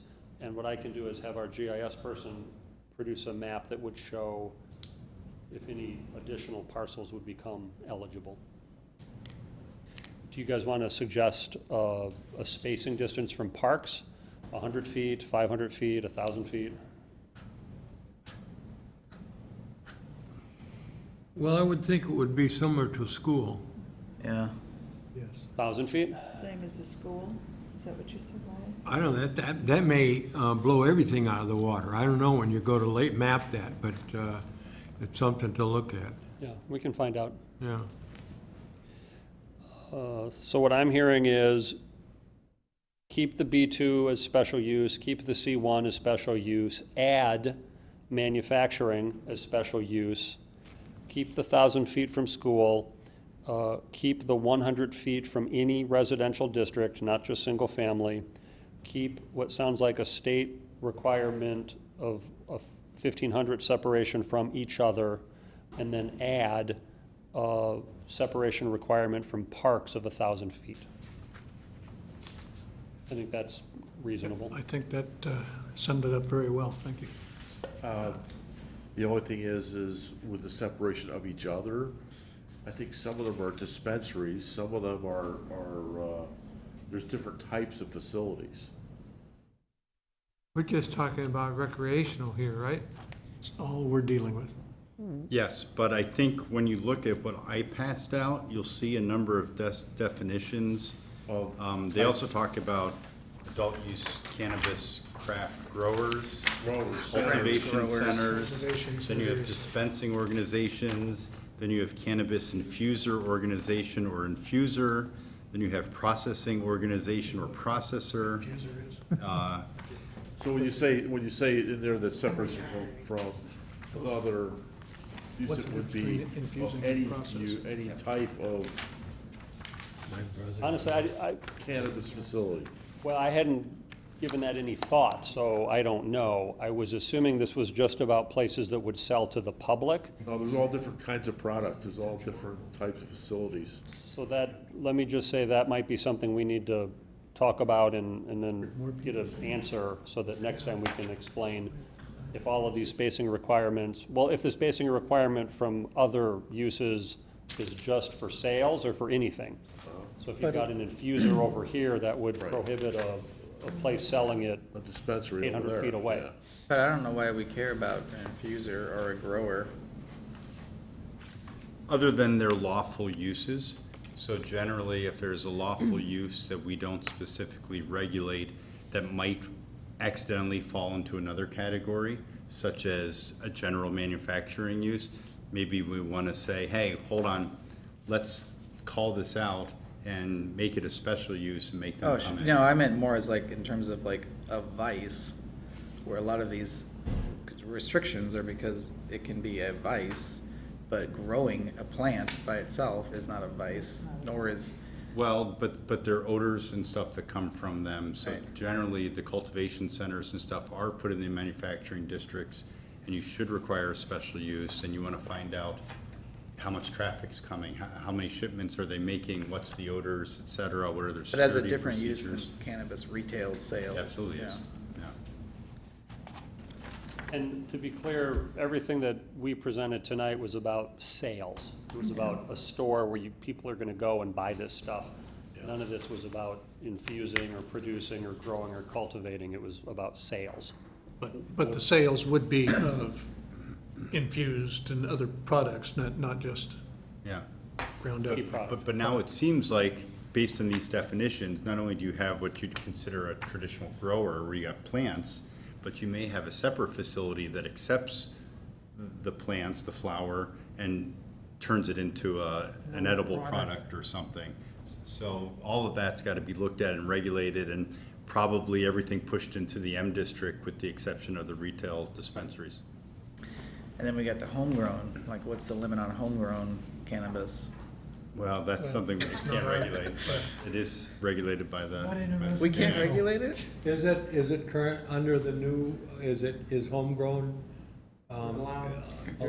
We regulate how many I think chips. only if you're a medical marijuana patient do you have the ability to home grow. You're shaking your head. You I think anyone vaguely can? remember seeing something about, for recreational, one is allowed to grow 5 plants, It's a small. no larger than, or no shorter than 6 inches. If it's less than 6 inches, you can grow as many as you want. All right, good to know. Vague recollection. Yeah. By the way, there's other, I designed 3 of these, so I've had some experience with them. When they first came out, on the state level, you had to apply for an application, you had to meet all this criteria.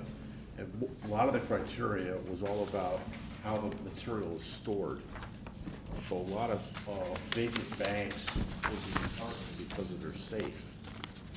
They had to actually put their product in the safe.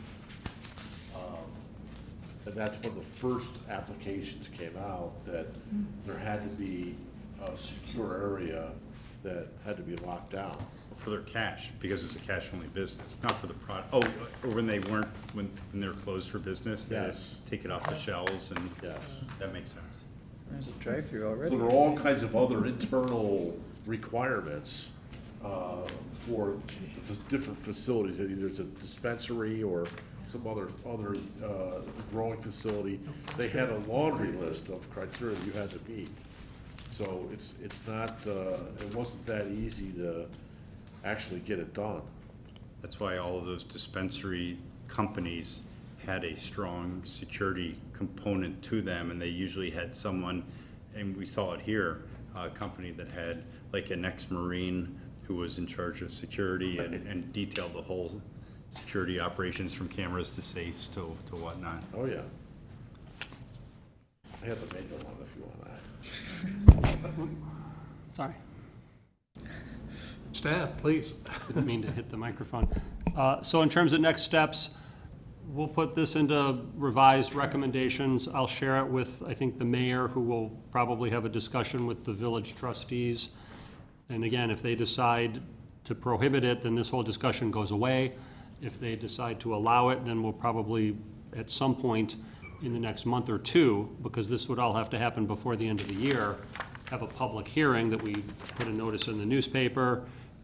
That could generate a crowd, I have no idea. It would.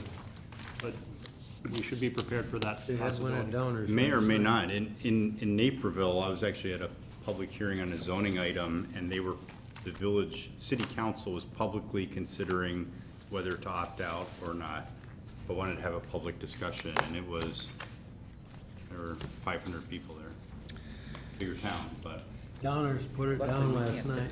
they voted to opt out. Yeah.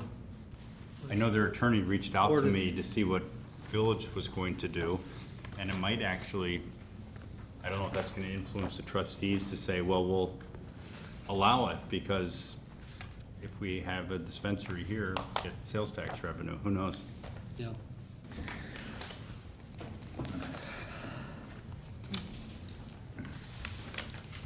So do you? So, I think we have to continue this. how do we close this out tonight? Tonight, there's no vote necessary. This was just a discussion, and Okay. I feel that as staff, we got the direction we needed. I'll synthesize it, present it to the village manager and the mayor, and that, they'll use that in their next steps. And it may or may not come back to you. Okay, well, it was well organized and presented, thank you. I've had enough. So, anything else anybody wants to bring up before we, sir? So if we're under reports or general discussion, I have two very brief ones. I had an interesting and somewhat sad email from a person who lives in Oakwood, and this person reported that Greg Pill used to provide them with some regular updates on the activities of this group because he was the chair. And they were saying now that Greg is not with us anymore, who could do that? And I said I would ask if any of you live in Oakwood. I should know by now, but I don't. And if any of you do live in Oakwood, let me know, and if you're willing to send an email update, they put an email. Are you up in Oakwood? I am in Oakwood. All right. So I'll talk with you later and put you in touch with this person. It just sounds like Greg would give them a blurb. Hey, here's what we talked about. Was that the homeowners? Homeowners Association. I guess they do a newsletter. They're pretty well organized. I'll talk with you. And then the second item, and I know it's a late hour, but once a year, the Illinois chapter of the American Planning Association has a conference. It's in the fall. It's next month. One of the things they do, and I'll pass this around, I have 2 copies, so if you want to keep one. But it's a 3-day conference, Wednesday, Thursday, Friday. I believe on Thursday, they offer a training for planning commissioners. I believe it's a full-day training. They cover procedures. Actually, Doug, you've been, if you want to explain it. I've been to the last few, Greg and I, on the last 3 years. Unfortunately, this year it's on Thursday, the 26th. I have a commitment, and I can't go. And it's in Evanston, and it's very realistic. They put you through tricky and difficult situations, and I'd recommend that anyone do it. And the village will support you financially with the expenses on it as well. Yeah, so if I anyone wants, presented there once. Have you? Yeah, it was interesting, on public hearing process. Yeah. so if any of you would like to go, I encourage you to go, and the village picks up the tab. I forget if it's $100 or $200, but whatever it is, the village will cover your registration payment to attend that one-day session. And if you want that, just let me know soon. I think if we register in the next week or so, there might be an early bird discount, so. Anyone else have any items? I would just add that the mayor and village manager are actively interviewing people to cover the upcoming, and Greg's. I think so they're looking for 2 people. Jan is going to retire here in the next couple of months if we allow her to. If you allow I me. think we have to, We don't- we have to we vote didn't- on that. We haven't voted. No, that's, yeah, subject to a vote. Okay. Craig Fair enough. Thomas is retiring from his long career with the railroad this week, Is that right? End of the month. end of the month. Oh, congrats. Congratulations. Excellent. Okay. Motion to adjourn? So move, Second. Thomas. Sharp. Excellent. That's my name. Adjourned. Need a Aye. All in favor? Aye. Aye. Opposed? We're adjourned.